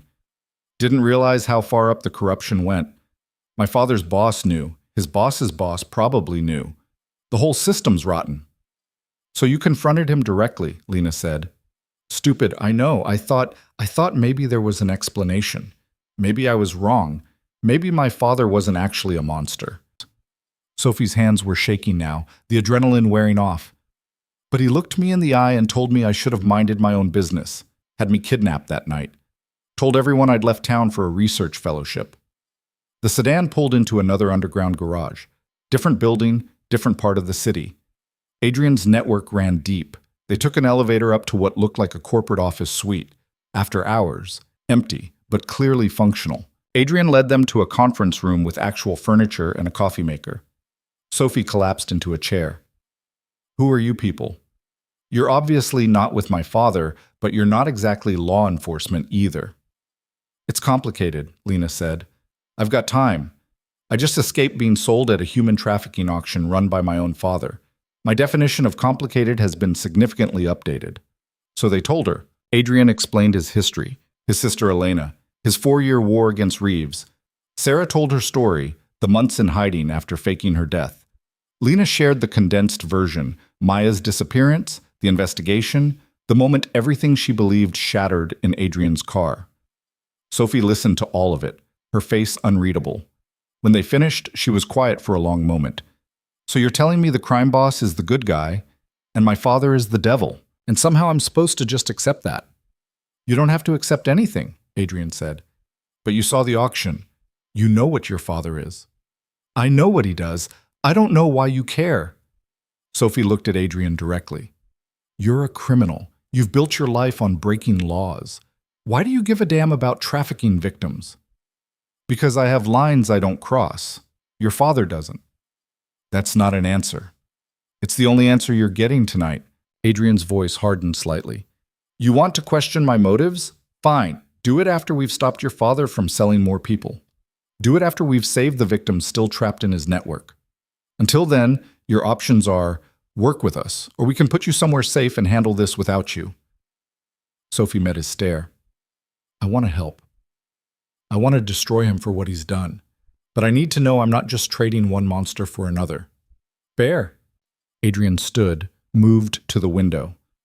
I've killed people, Dr. Reeves. I've hurt people who probably didn't deserve it. I've broken laws that exist for good reasons. I'm not going to stand here and pretend I'm a hero. But your father, he hurts people who can't fight back. He uses his badge to prey on the vulnerable. That's the difference. I'm a monster who fights other monsters. He's a monster who creates victims. The room fell silent again. Then Sophie pulled something from her pocket, a USB drive, small and unremarkable. I made copies, she said, of everything I found in my father's files. Financial records, buyer lists, victim manifests going back 6 years. I've been carrying it since he had me grabbed. Figured if I was going to die, I'd at least try to get it to someone who could use it. She set it on the table. Use it. Burn him. I don't care about motives anymore. I just want him stopped. Lena picked up the drive. 6 years of evidence. Combined with the footage from tonight's auction, the testimonies from Sarah and other rescued victims, the documentation Adrian had been building, this was enough. This was everything they needed. We need to move fast, Sarah said. Reeves knows we have Sophie now. He'll be scrambling to cover his tracks, eliminate evidence, maybe even run. He won't run, Lena said. He's too arrogant. He thinks he's untouchable. But Sarah's right about the evidence. He'll start burning everything tonight if he hasn't already. Adrian was already typing on his phone. I've got people watching his known properties. If he moves to destroy evidence, we'll know. What about the victims from tonight? Lena asked. The people sold at the auction. Can we track them? The buyers use encrypted channels, but some of them I've identified before. I can make educated guesses about where they'd take their purchases. Adrian pulled up a map on the conference room's display screen. But we can't save everyone in one night. We need to be strategic. Carolina Delgado, Lena said immediately. Rosa's granddaughter. She was lot 7. The man who bought her is named Richard Chen, Adrian said, already pulling up a file. Real estate developer, has a private residence in Lake Forest. That's where he'd take her. Then that's where we go first. Lena, Sarah started.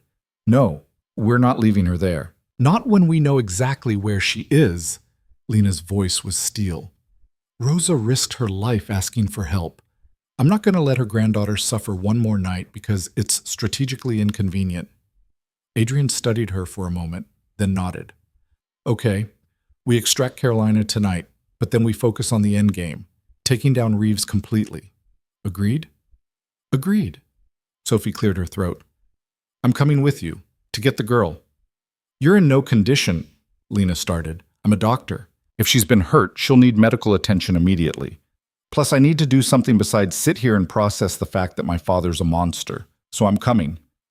There was no arguing with that tone. Lena recognized it from her own voice when she'd made similar declarations. They spent the next hour planning. Adrian's team gathered equipment, mapped out the target location, identified security systems. Dr. Petrov arrived to check Sophie's head wound and to bring additional medical supplies for Carolina. By midnight, they were ready. The house in Lake Forest was exactly what Lena expected. Mansion disguised as a normal, wealthy person's home, gated property, security cameras, the works. But Adrian's people had been monitoring Richard Chen for months. They knew his patterns, his systems, his weaknesses. The power went out at 12:45 a.m. Scheduled maintenance on the local grid, courtesy of a bribed utility worker. Chen's backup generator kicked in 30 seconds later, long enough for Adrian's tech person to loop the security camera feeds. Lena and Sophie went in through the kitchen entrance, lock-picked quietly, alarm system bypassed. Inside, the house was dark except for emergency lighting. They moved through rooms that screamed wealth, art that probably cost more than Lena had earned in her entire FBI career, furniture that belonged in magazines. Every step carefully placed, weapons ready. Sophie pointed to stairs leading down. Basement. Of course. Men like Chen kept their secrets in basements. The door was locked from the outside. New lock, recently installed. Lena felt her stomach turn. She picked it quickly, muscle memory from countless training exercises. The door swung open on recently oiled hinges. The basement had been converted. Not the rough concrete space most basements were. This had drywall, carpet, furniture, a bedroom, a bathroom, everything someone would need to live. Everything someone would need to keep another person captive. Carolina sat on the bed, still wearing the white dress from the auction. She looked up when they entered, eyes going wide with fear. It's okay, Lena said quietly, holstering her weapon so her hands were visible. We're here to help. Your grandmother sent us. My grandmother? Carolina's voice was barely a whisper. Rosa Delgado.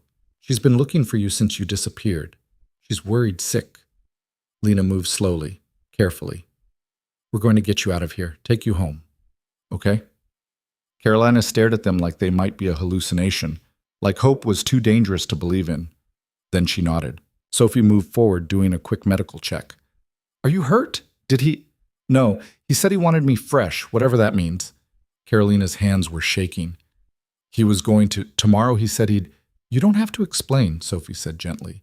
You're safe now. We're leaving. Getting out was easier than getting in. No alarm to trip, no need for stealth. They just walked Carolina out through the same kitchen door into the waiting car where Sarah sat behind the wheel. Adrian was already gone, heading to coordinate the next phase. But he'd left instructions. Get Carolina to Dr. Petrov. Get her statement on record. Get her home to Rosa. In the car, Carolina cried. Silent tears that broke Lena's heart because they were the kind that came from holding everything in too long. You're going to see your grandmother tomorrow, Lena promised. I swear to you, this is over. Carolina nodded, but didn't speak. Just held Sophie's hand like it was the only solid thing in a world that had tried to destroy her. They dropped her at the safe house where Dr. Petrov was waiting. The doctor took one look at Carolina and went into professional mode. Gentle questions, careful examination, trauma-informed care. Then Lena, Sarah, and Sophie went back to Adrian's penthouse to prepare for war, because rescuing one girl was good. But it wasn't enough. Not when Reeves was still out there. Not when his network was still operational. Not when Maya was still missing. Adrian was already there when they arrived, surrounded by laptops and documents and people Lena didn't recognize. His war room, apparently. Chen reported the girl missing, he said without preamble. Filed a police report claiming she was a runaway employee who stole from him. The police are already looking for Carolina. Of course they are, Sarah muttered. But that's good for us, Adrian continued. It means Chen's panicking, exposed. He'll make mistakes. He pulled up a photo on one of the laptops. Also, I've got confirmation. Reeves is moving tonight. My people saw him at his office, loading files into his car. He's running scared. Where's he going? Lena asked.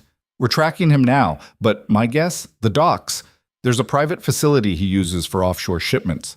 If he's destroying evidence, that's where he'd do it. Then that's where we go. Lena was already checking her weapon, making sure she had spare magazines. We end this tonight. Lena, wait. Sophie grabbed her arm. If you go after him directly, you could be killed. He's FBI. He has resources, backup. He has a tactical team that already tried to kill me once. I'm aware. Lena met her eyes. But I have something he doesn't. I have proof. Evidence he can't destroy or explain away. And I have people who actually give a damn about stopping him instead of protecting their careers. She looked at Adrian, at Sarah, at Sophie. We do this together. We expose everything.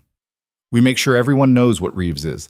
And we don't stop until he's in a cage where he belongs. Adrian smiled. It was sharp, dangerous. And for the first time since Lena met him, it reached his eyes. Then let's go hunting. The docks smelled like oil and rust, and the kind of decay that happens when things are left to rot slowly over decades. Lena crouched behind a shipping container, watching the facility through night vision goggles that turned everything green and grainy. Beside her, Adrian checked his watch for the third time in 5 minutes. He's late, Adrian muttered. Maybe he's not coming, Sarah whispered from her position on Lena's other side. Maybe he already destroyed everything and ran. He's coming. Lena adjusted the goggles, scanning the approach road. Men like Reeves don't run until there's absolutely no other option. He still thinks he can control this. She was right. Headlights appeared 2 minutes later, a black SUV rolling through the gate that should have been locked, but somehow wasn't. Reeves had keys to everything in his little empire. The SUV parked near the main warehouse. Reeves got out alone, no backup visible. He looked exactly like Lena remembered. Mid-50s, fit in that way that came from regular gym sessions and good genetics, wearing clothes that split the difference between FBI professional and off-duty casual. He could have been anyone. A teacher, a banker, somebody's dad picking up takeout. Instead, he was a monster carrying a duffel bag full of evidence he was about to destroy. I count 4 others inside the building, Adrian said, monitoring the thermal imaging feed from the drone his people had deployed an hour ago. All armed, standard security patrol pattern, but they're alert. He called them in special for this. Can we take them quietly? Lena asked. Probably not all of them, maybe 2 before the others notice. Adrian looked at her. You sure you want to do this? We could call in an anonymous tip, let local police handle it, and Reeves would spin it like he always does. Badge and connections trump anonymous tips. Lena shook her head. No, we go in, we document everything, we make it impossible for him to weasel out of this. Sophie's voice crackled through the earpiece they all wore. She was back at the staging point with Dr. Petrov, monitoring communications. I've got movement on the police band. Someone called in suspicious activity at the docks. Units responding. ETA, 8 minutes. That's not enough time, Sarah said. It will be if we move now. Adrian was already signaling his team. 6 people total, counting Lena and Sarah. Not exactly an army, but better than nothing. They split into 2 groups. Adrian took 3 people around to the south entrance. Lena, Sarah, and a man named Marcus, not the same Marcus from the auction. This one was younger, harder looking, approached from the north. The side door was locked, but not alarmed. Marcus had it open in 15 seconds. They slipped inside, weapons ready, moving through darkness that smelled like chemicals and old metal. The warehouse floor was mostly empty except for a few remaining shipping containers and some industrial equipment that looked like it hadn't been used in years. But toward the back, light spilled from what must have been an office area. Voices echoed in the cavernous space. Lena recognized Reeves' voice immediately. "I want everything in this pile. Documents, hard drives, anything that could be traced. We burn it hot enough that forensics won't find shit." "What about the offshore accounts?" Another voice, male, unfamiliar. "Already emptied and closed. The money's been moved 3 times through different shell. Even if someone finds the trail, it'll take months to trace. We'll be long gone by then." Lena felt her jaw clench. He was planning to run after all, just wanted to destroy the evidence first. She activated the camera built into her tactical vest. Different from the pendant she'd worn to the auction, this one was designed for low-light conditions. Every word, every movement, it was all being recorded and uploaded to the same encrypted server. They moved closer, using the shipping containers for cover. Lena could see the office area now through a large interior window. Reeves stood near a metal drum that was already burning, feeding documents into the flames. 2 men stood guard while a third worked at a laptop, presumably wiping drives. The 4th guard was missing. Lena's stomach dropped. "We've got a problem," Marcus whispered. "4th hostile not accounted for." Footsteps behind them. Fast. Lena spun, bringing her weapon up, but the guard was already on top of Marcus. They went down in a tangle, the guard's hand going for Marcus's throat. Sarah fired. The suppressed weapon made a sound like a hard cough. The guard jerked, fell. But the noise carried in the empty warehouse.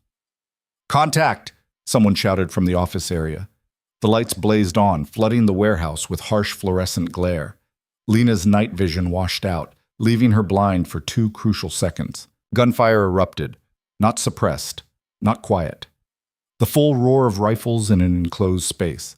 Lena dove behind a shipping container as bullets sparked off metal. Sarah was yelling something, but Lena couldn't hear over the noise. Marcus was crawling toward cover, blood on his shoulder.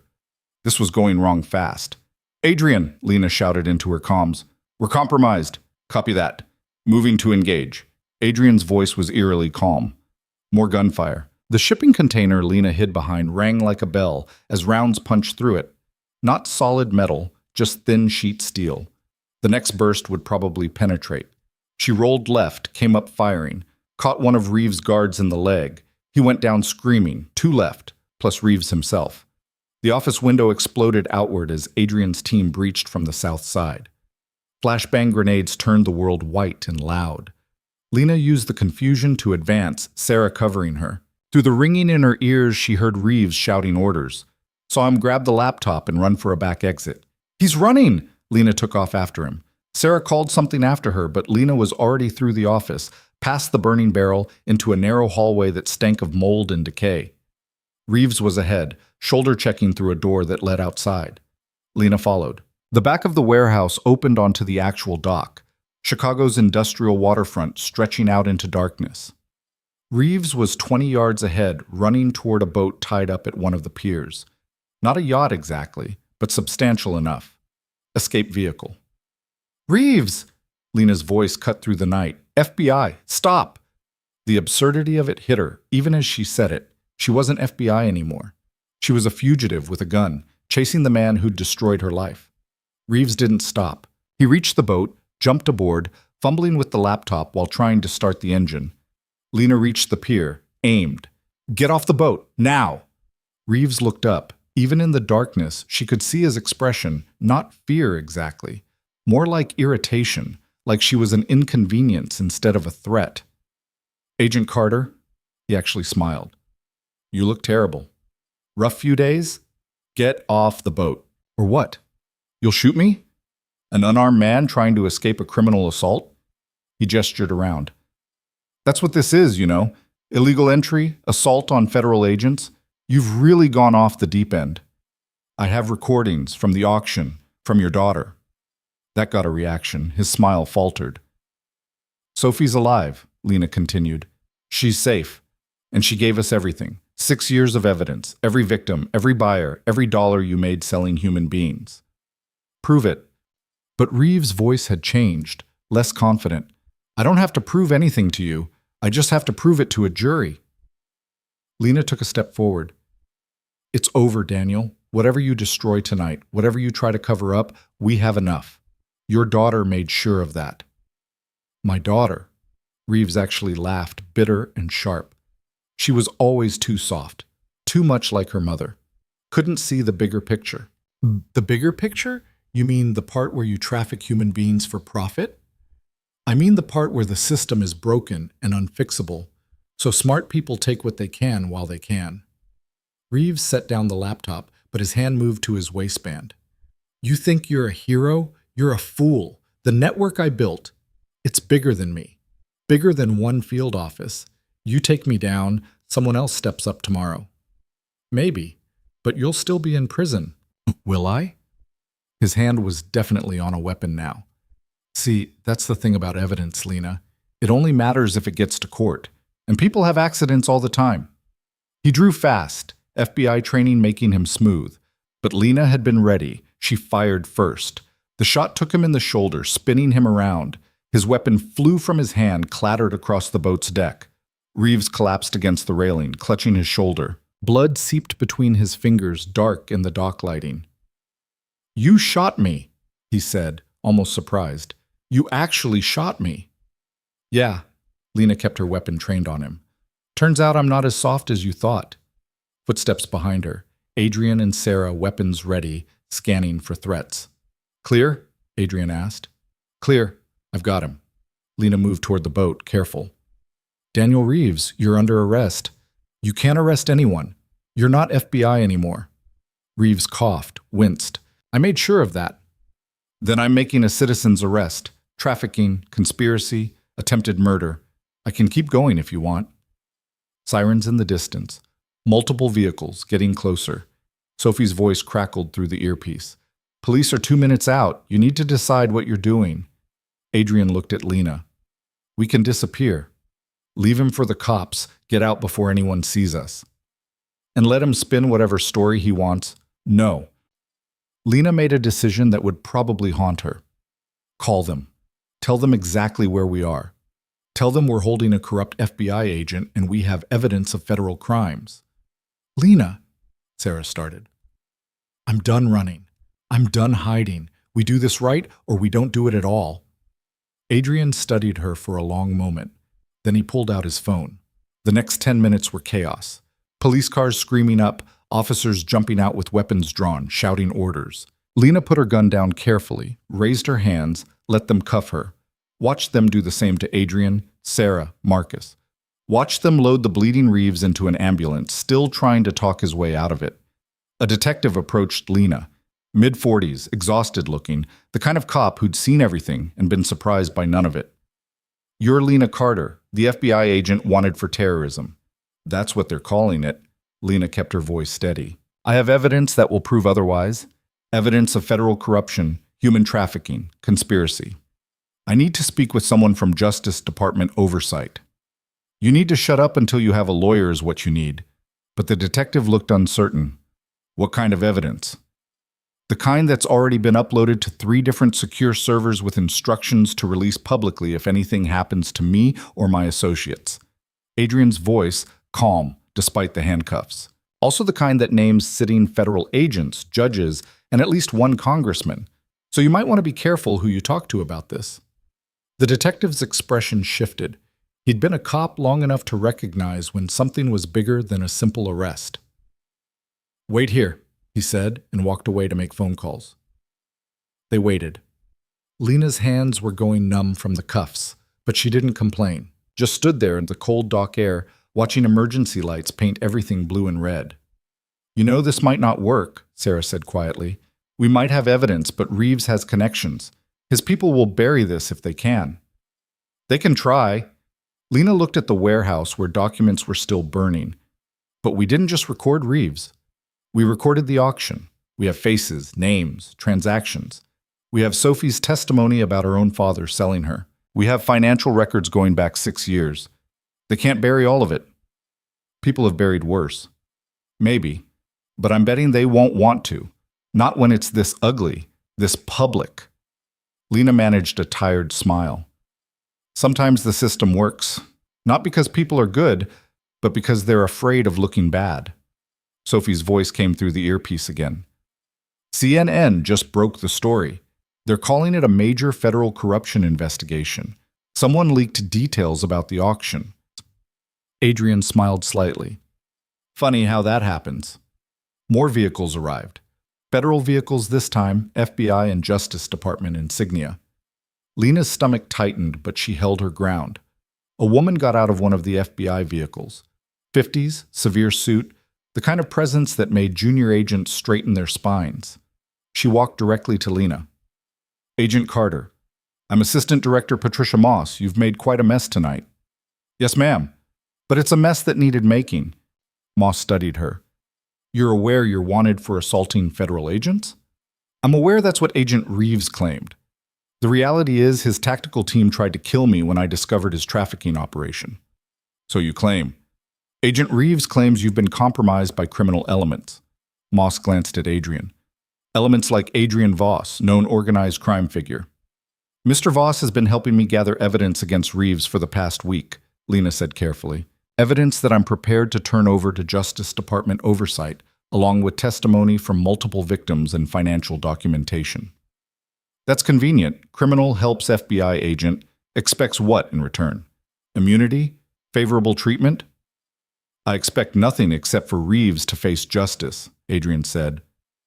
What happens to me after that is irrelevant.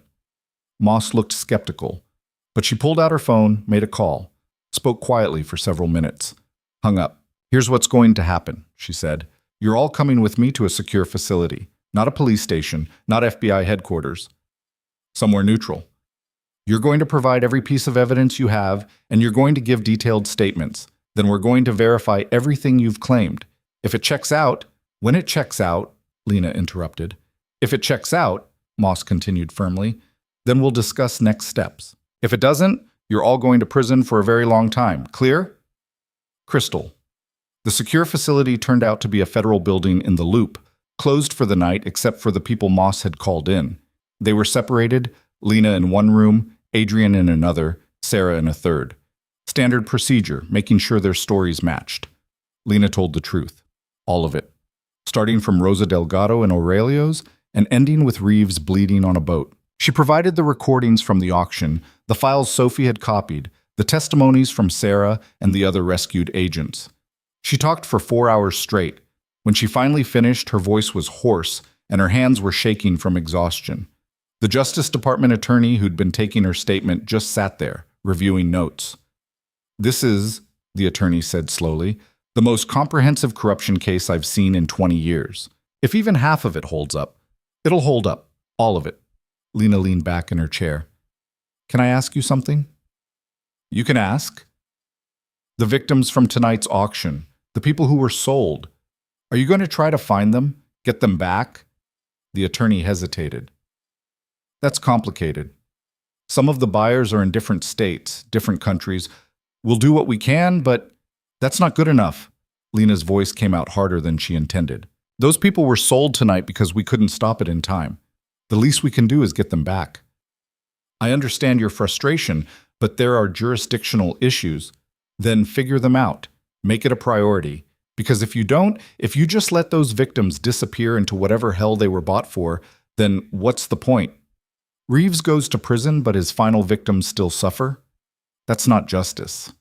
The attorney was quiet for a moment, then nodded slowly. I'll make sure it's prioritized. You have my word. It wasn't enough. Words never were. But it was something. Dawn was breaking by the time they let Lena out of the interview room.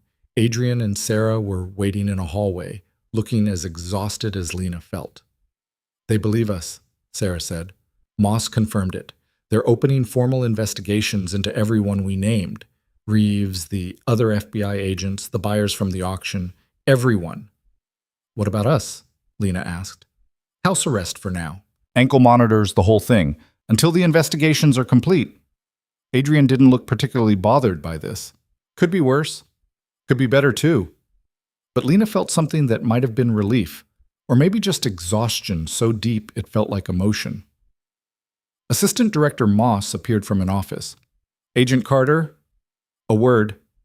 Lena followed her into an empty conference room. Through the windows, Chicago was waking up. Early commuters, delivery trucks, the city grinding into motion like it did every day, regardless of what had happened the night before. Your sister, Moss said without preamble. Maya Carter. You said Reeves was involved in her disappearance. Lena's breath caught. Yes, I heard him on her 911 call, the night she was taken.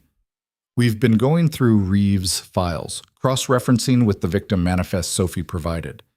Moss pulled out a tablet, showed Lena a document. There's an entry here 3 years ago. Female, 16, matches your sister's description. She was processed through Reeves' network. The room spun slightly. Lena gripped the table edge. Where did she go? Who bought her? We don't know yet. The records are incomplete. But there's something else. Moss swiped to a different file. 2 years ago, there was an incident, a facility in Indiana that Reeves used for holding victims before transport. It burned down, officially ruled an accident. But the fire started in a locked area, and according to the incomplete records we have, your sister was there at the time. Lena's world narrowed to a single point. Are you saying she's dead? I'm saying we don't know. There were no bodies found in the fire. The victims who were there, 6 total, based on the records, they all disappeared. Either they escaped during the fire, or they were moved before it started, or they died, and Reeves covered it up. It's possible. Moss's voice was gentle in a way that made it worse. I'm sorry. I know you were hoping for better news. Lena sat down hard. 3 years of searching, 3 years of hope, and it might end with nothing. With a maybe-dead sister, and incomplete records, and a fire that destroyed all the answers. We'll keep looking, Moss said. Now that we have access to Reeves's network, we can trace where victims were sent. If Maya survived, if she's out there somewhere, we'll find her. And if she didn't survive? Moss didn't answer, didn't need to. Lena left the conference room feeling hollow. Adrian and Sarah were still in the hallway, and one look at Lena's face told them everything. They don't know if she's alive, Sarah said quietly. No. Lena's voice sounded distant to her own ears. They don't know anything. Might be alive, might be dead, might be anywhere. It's nothing. After everything, I still have nothing. Adrian put a hand on her shoulder. You have evidence. You have Reeves in custody. You have victims who will testify. That's not nothing. It is if Maya's dead. And if she's alive, if she's out there waiting for someone to find her, Adrian's voice was quiet but firm. Then giving up now means she stays lost. Is that what you want? Lena looked at him, at Sarah, at the federal building around them where people were already working to dismantle Reeves' empire. No, she said finally. That's not what I want. Then we keep fighting. We use the system we just exposed to find every victim we can. We don't stop until we know for sure. Adrian's expression was determined. You didn't give up on me when you thought I was the monster. I'm not giving up on your sister now. Sarah nodded. None of us are. The weight on Lena's chest eased slightly. Not gone, might never be gone, but manageable, breathable. Okay, she said, then we keep fighting. They were released 2 hours later with ankle monitors and strict instructions not to leave the Chicago area. Sophie met them outside, Dr. Petrov beside her. Both women looked exhausted but whole. Carolina's with her grandmother, Sophie said. Rosa cried for an hour straight. It was... She stopped, composing herself. It was good, seeing them back together. 1 victim saved, Sarah said. How many hundreds still to go? However many it takes.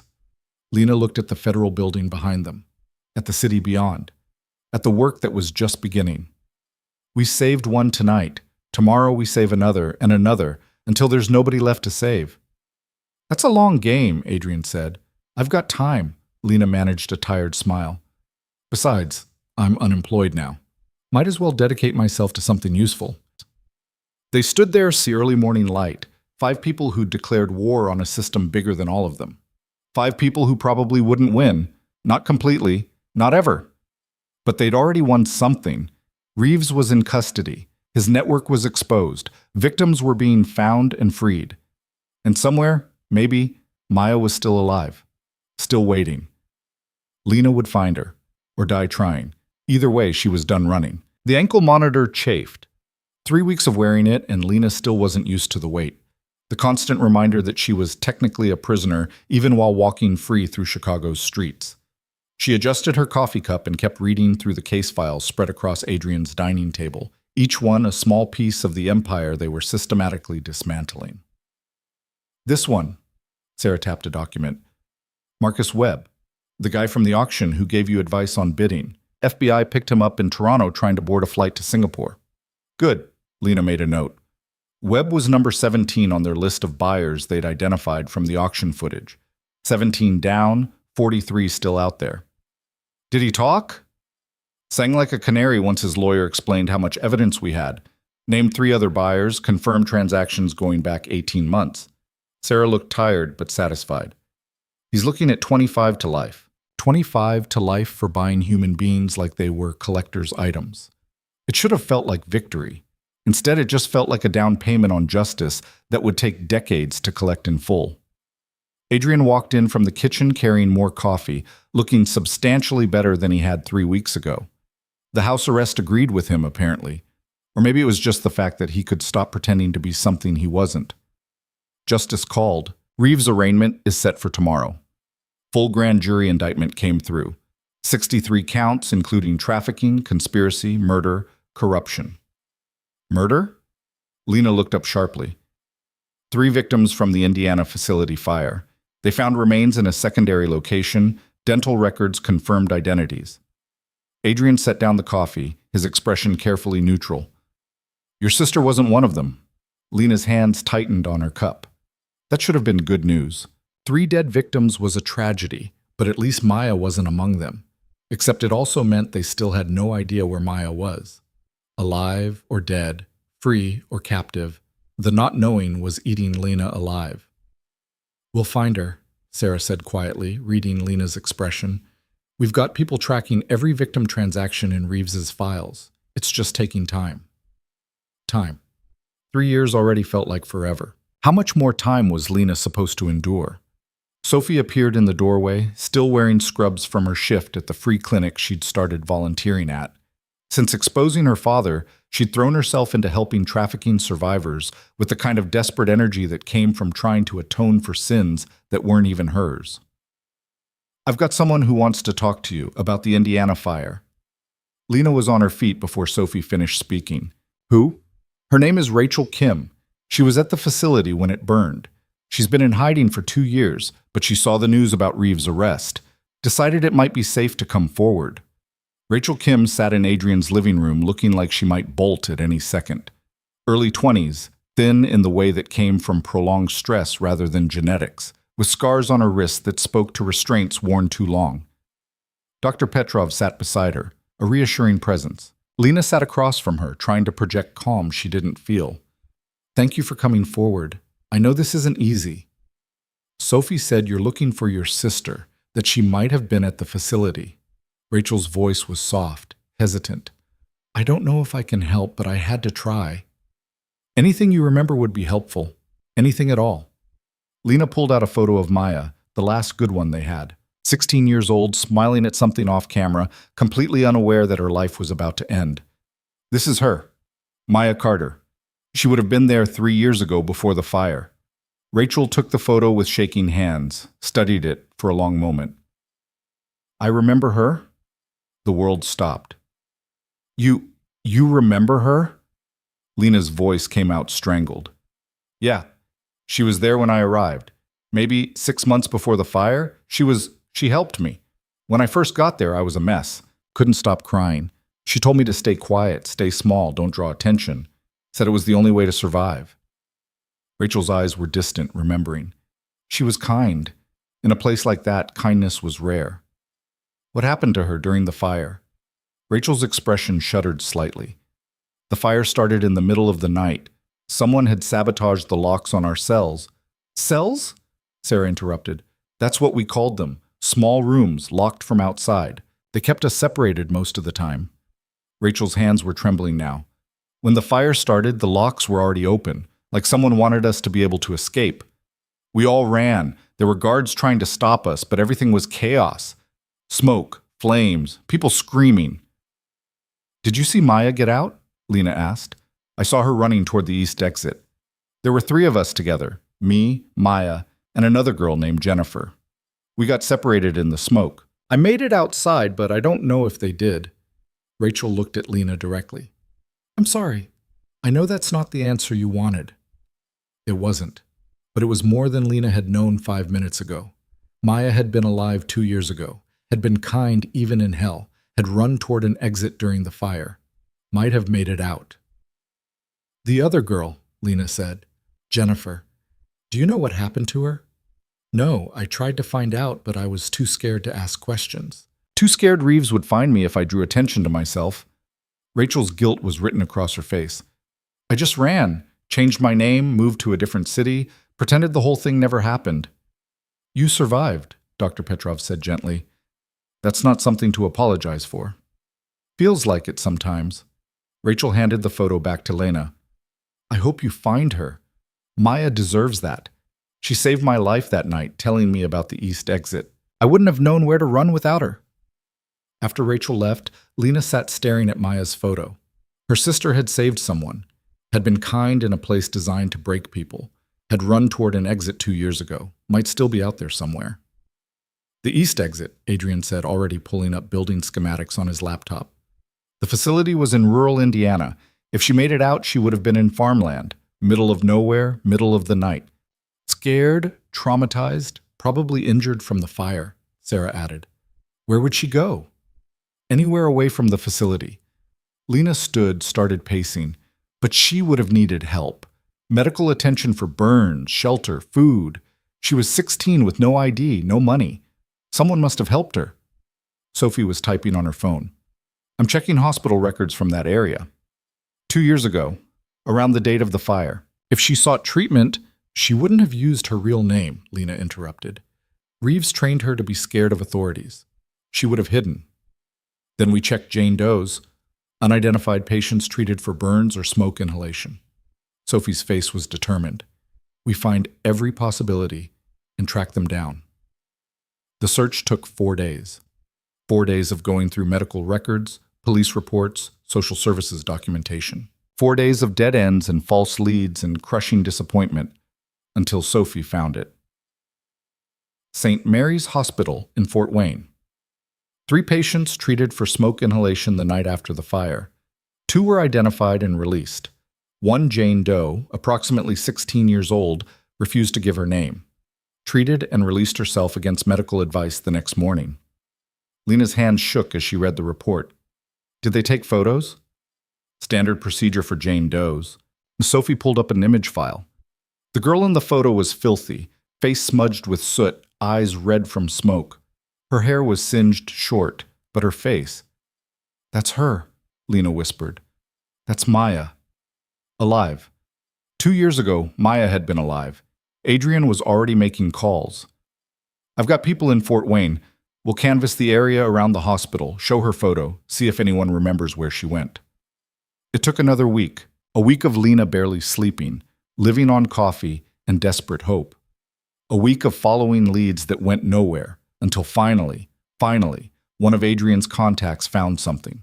A homeless shelter 3 blocks from St. Mary's. A volunteer who remembered a teenage girl who'd stayed there for 2 nights after the fire. Quiet, scared, wouldn't talk about where she'd come from. She'd left with another shelter resident, an older woman who'd promised to help her get to family in Michigan. The woman's name was Linda Torres. Finding her took another 3 days. She lived in Detroit now, in a small apartment in a neighborhood that had seen better decades. When she answered the door and saw Lena's badge, her real FBI badge, reinstated 2 days ago once the Justice Department cleared her, her face went pale.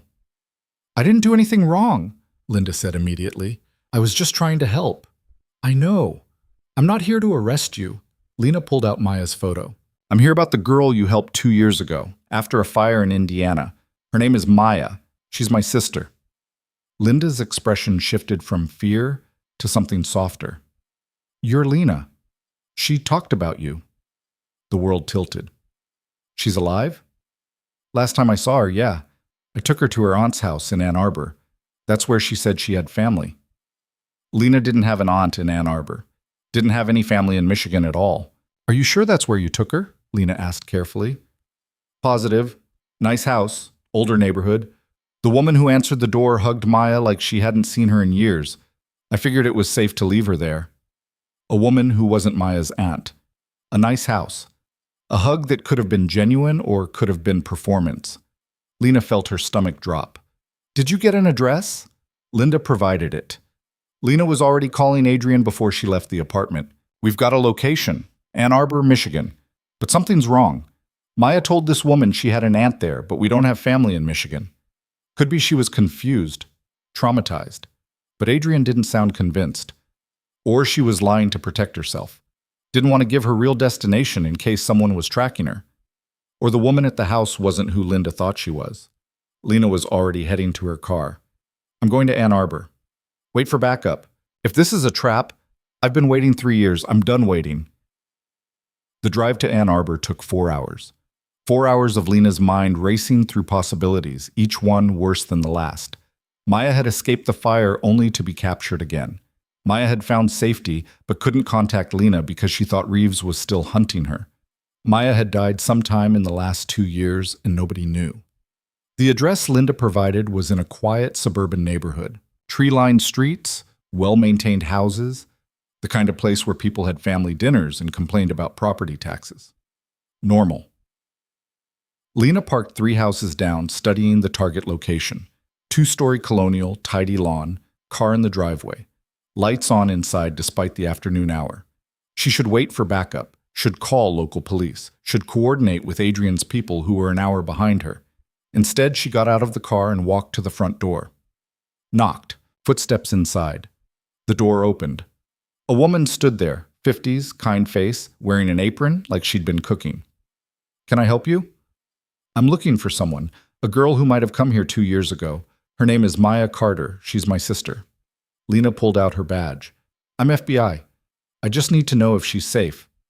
The woman's expression didn't change. I'm sorry. I don't know anyone by that name. Please. She would have been 16, scared, probably injured from a fire. A woman named Linda Torres brought her here. I'm sorry, the woman repeated, already starting to close the door. I can't help you. Lena's foot blocked the door. I need you to understand something. My sister was trafficked by corrupt FBI agents. She escaped a fire that killed 3 other victims. I've spent 3 years looking for her. If she's here, if you're protecting her, I need to know she's okay. The woman hesitated. You said you're FBI. Yes, but the agents who took her are in custody now. They can't hurt her anymore. I can prove it. Lena pulled out her phone, showed the woman news articles about Reeves' arrest. Please, I just want to know my sister is alive. For a long moment, the woman just stood there. Then she made a decision. Wait here. The door closed. Lena waited, heart hammering, barely breathing. The door opened again. Maya stood there, older, thinner, hair different, eyes harder, but alive. Real. Right there in front of Lena, after 3 years of searching and hoping and breaking. Lena? Maya's voice cracked. Lena couldn't speak, could barely see through the tears suddenly blurring her vision. She just reached out, and Maya fell into her arms. They stood there in the doorway holding each other, both crying too hard to talk. The woman, whose name was Margaret Chen, and who'd been running an underground network helping trafficking survivors hide for the past decade, eventually ushered them inside, made tea they didn't drink, gave them space and time to piece themselves back together. I thought you were dead, Maya said eventually. Her voice was different than Lena remembered, older, more careful. When I saw the news about you being wanted, I thought Reeves had killed you. I thought I'd never... I know. I thought the same about you. Lena couldn't stop touching Maya's face, her hands, making sure she was real. Why didn't you contact me? Once you escaped, why didn't you call? Because I thought he was still out there. Reeves. I heard his voice that night he took me. I knew he was FBI. I thought if I contacted you, he'd find me through you. Maya's hands were shaking. Margaret said I could stay here as long as I needed, that I was safe. So I stayed. I finished high school online, started taking community college classes. I built a life that felt normal, even though I knew it wasn't really mine. It is yours. It's always been yours. Lena gripped her sister's hands. And Reeves is gone. He's in prison waiting for trial. His whole network is dismantled. You're safe now, really safe. Maya laughed, broken and wet. I don't know what that feels like anymore. Neither do I. Lena pulled her close again. But we'll figure it out together. They stayed in Ann Arbor for 2 days. Lena called their mother, who sobbed for 20 minutes straight, and arranged for her to fly in from Arizona. Called Adrian and Sarah and Sophie to tell them Maya was alive, safe, found. Margaret explained her network, how she'd been helping victims hide from their traffickers for years, operating completely outside official channels because too often, official channels just led back to the people who'd done the trafficking in the first place. Maya wasn't the first person Linda brought to me, Margaret said, and she won't be the last. Your case might have taken down Reeves, but there are others like him. There will always be others. I know. Lena had been thinking about that, about what came next. I've been reinstated to the FBI. They're offering me a position running a new task force, one that's actually designed to help victims instead of exploiting them. Will you take it? Maya asked. Lena looked at her sister, at Margaret, at the network of survival that had existed in the shadows while the official system failed. I don't know yet. Part of me wants to burn the whole FBI down for what they let happen, but another part thinks maybe I can fix it from inside, make it into something that actually helps people. Both things can be true, Sophie's voice came from the doorway. She'd driven up from Chicago with Sarah, bringing Lena's mother with them. You can be angry at the system and still work to change it. Their mother pushed past Sophie, went straight to Maya, pulled her into a hug that looked like it might never end. Lena watched them, feeling something in her chest unclench for the first time in 3 years. They'd done it. Against impossible odds, against a corrupt system, against every reason to give up, they'd won. Maya was alive. Reeves was in prison. Victims were being found and freed. It wasn't perfect. Hundreds of victims were still out there. Dozens of buyers were still evading capture. The system that had allowed Reeves to operate for 6 years was still fundamentally broken. But they'd made a dent.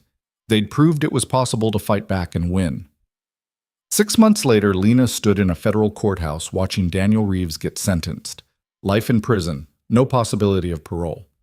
63 counts, every single one proven beyond reasonable doubt. The evidence had been overwhelming. The testimonies devastating.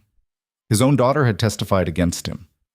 Reeves showed no emotion as the judge read the sentence, just sat there in his orange jumpsuit, the same man who'd destroyed hundreds of lives, looking almost bored, until they let him out.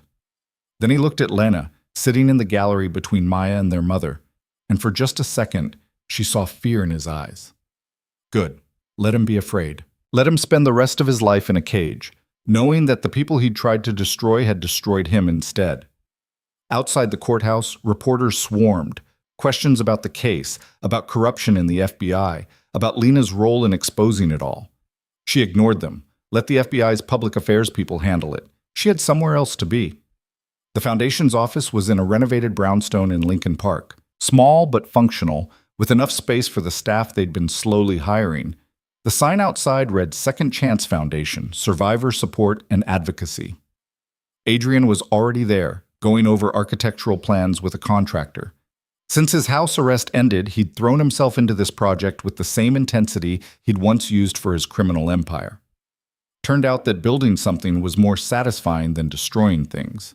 What do you think? He asked, showing Lena the plans.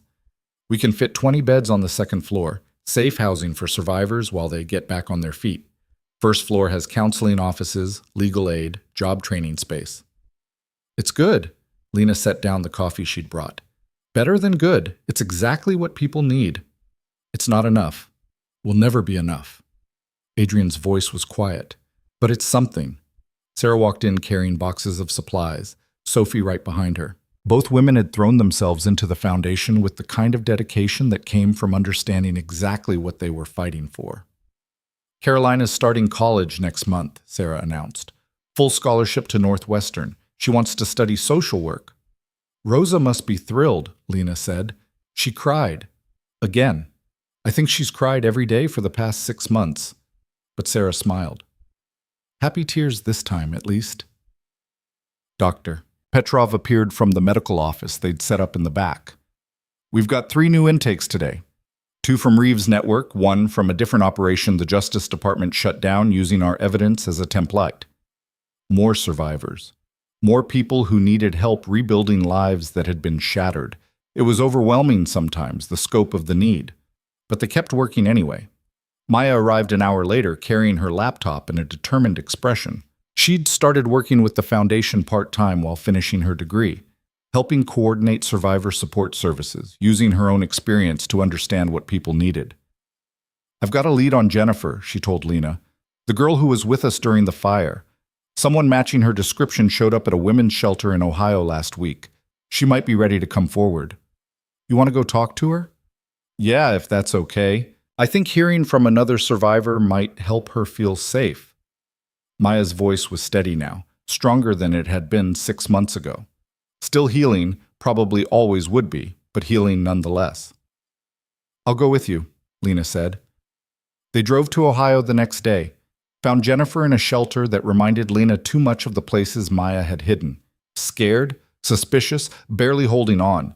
But when she saw Maya, something in her expression cracked. "You made it out," Jennifer whispered. "So did you," Maya said. "And we're going to help you stay out, for real this time." It took hours of talking, of sharing stories, of building trust brick by brick. But eventually Jennifer agreed to come back with them to Chicago, to get medical help, legal help, counseling, to start putting her life back together. One more survivor saved, one more person given a second chance. The work continued. Some days were victories, survivors finding jobs, going back to school, reconnecting with families. Other days were defeats, leads that went nowhere, victims who couldn't be found, systems that still failed despite their best efforts. But they kept working. Lena took the FBI position, ran a task force that was actually designed to help instead of exploit, fired agents who showed even a hint of the corruption that had poisoned Reeves' operation, built something better, slowly, imperfectly, but better.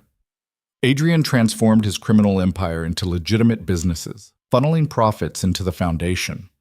Turned out he was as good at building legal enterprises as illegal ones. He'd never be a good man exactly, too much blood on his hands for that, but he was trying to be better.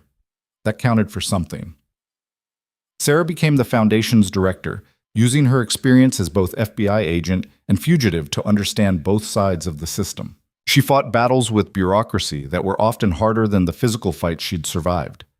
Sophie ran the medical side, treating survivors with the kind of care that came from understanding trauma firsthand. She'd never fully reconcile with what her father had done, but she'd found purpose in healing the damage he'd caused. Dr. Petrov expanded the medical services, training other doctors in trauma-informed care, building a network that survivors could actually trust. And Maya finished college, started graduate school in social work, spoke at conferences about survivor advocacy. She'd never be the same person she would have been without the trafficking. That person was gone, stolen by Reeves and people like him. But the person she'd become was strong, scarred but unbroken, fighting not just for herself but for everyone who'd suffered the same way. 1 year after Reeves' sentencing, Lena stood at the Foundation's anniversary gala. Donors and supporters filled the renovated brownstone, writing checks and making pledges. Money that would help more survivors, expand services, save more lives. Rosa Delgado was there with Carolina, both of them smiling. Jennifer was there too, nervous but present, taking small steps toward healing. A dozen other survivors Lena had helped find, all of them building new lives from the wreckage of their old ones. "We did good," Adrian said, appearing beside Lena with champagne he probably wouldn't drink. "Not perfect, but good." "Yeah." Lena watched Maya across the room, talking animatedly with a group of college students who wanted to volunteer. "We did. Your sister's strong, stronger than most people would be after what she went through." "She learned from the best." Lena smiled slightly. "Turns out surviving impossible things runs in the family." "What about you?" Adrian asked. "How are you surviving?" It was a harder question than it should have been. Lena had gotten Maya back, had taken down Reeves, had built something meaningful from the ruins of her FBI career. She should have been happy. And she was. Mostly. But there were still scars. Still nights when she couldn't sleep, replaying the auction or the firefight or the 3 years of not knowing if Maya was alive. Still moments when the weight of it all felt crushing. "I'm surviving," she said finally. "Some days better than others, but I'm here. Still fighting. That's more than a lot of people get." "It is." Adrian raised his glass slightly. To surviving, to fighting, to building something better from the ashes. Lena touched her glass to his. To second chances. They drank to that. To the foundation that bore that name, to the survivors it served, to the future they were building one person at a time. It wasn't the ending Lena had imagined 3 years ago when she'd first gone undercover chasing the wrong monster. It was messier, more complicated, scarred by loss and compromise and the reality that they couldn't save everyone. But it was real, it was honest, and it was theirs. Across the room, Maya laughed at something someone said. The sound was pure and genuine, the laugh of someone who'd survived hell and found reasons to smile anyway. Lena watched her sister, felt something in her chest finally settle into place. Not peace exactly, peace was probably too much to ask for, but something close enough to it. They'd done the impossible. They'd fought the system and won. They'd found each other again. And tomorrow, they'd wake up and keep fighting, keep finding survivors, keep building second chances. Because the work was never done. The monsters were never fully defeated. But as long as there were people willing to fight them, willing to help the victims they left behind, there was hope. And hope, Lena had learned, was the most powerful weapon they had. The gala continued around them, music, conversation, the sound of people coming together for a cause that mattered. Lena let herself enjoy it, just for tonight. Tomorrow would bring new challenges, new battles, new scars. But tonight, they celebrated what they'd built, what they'd saved, what they'd become. Tonight was enough.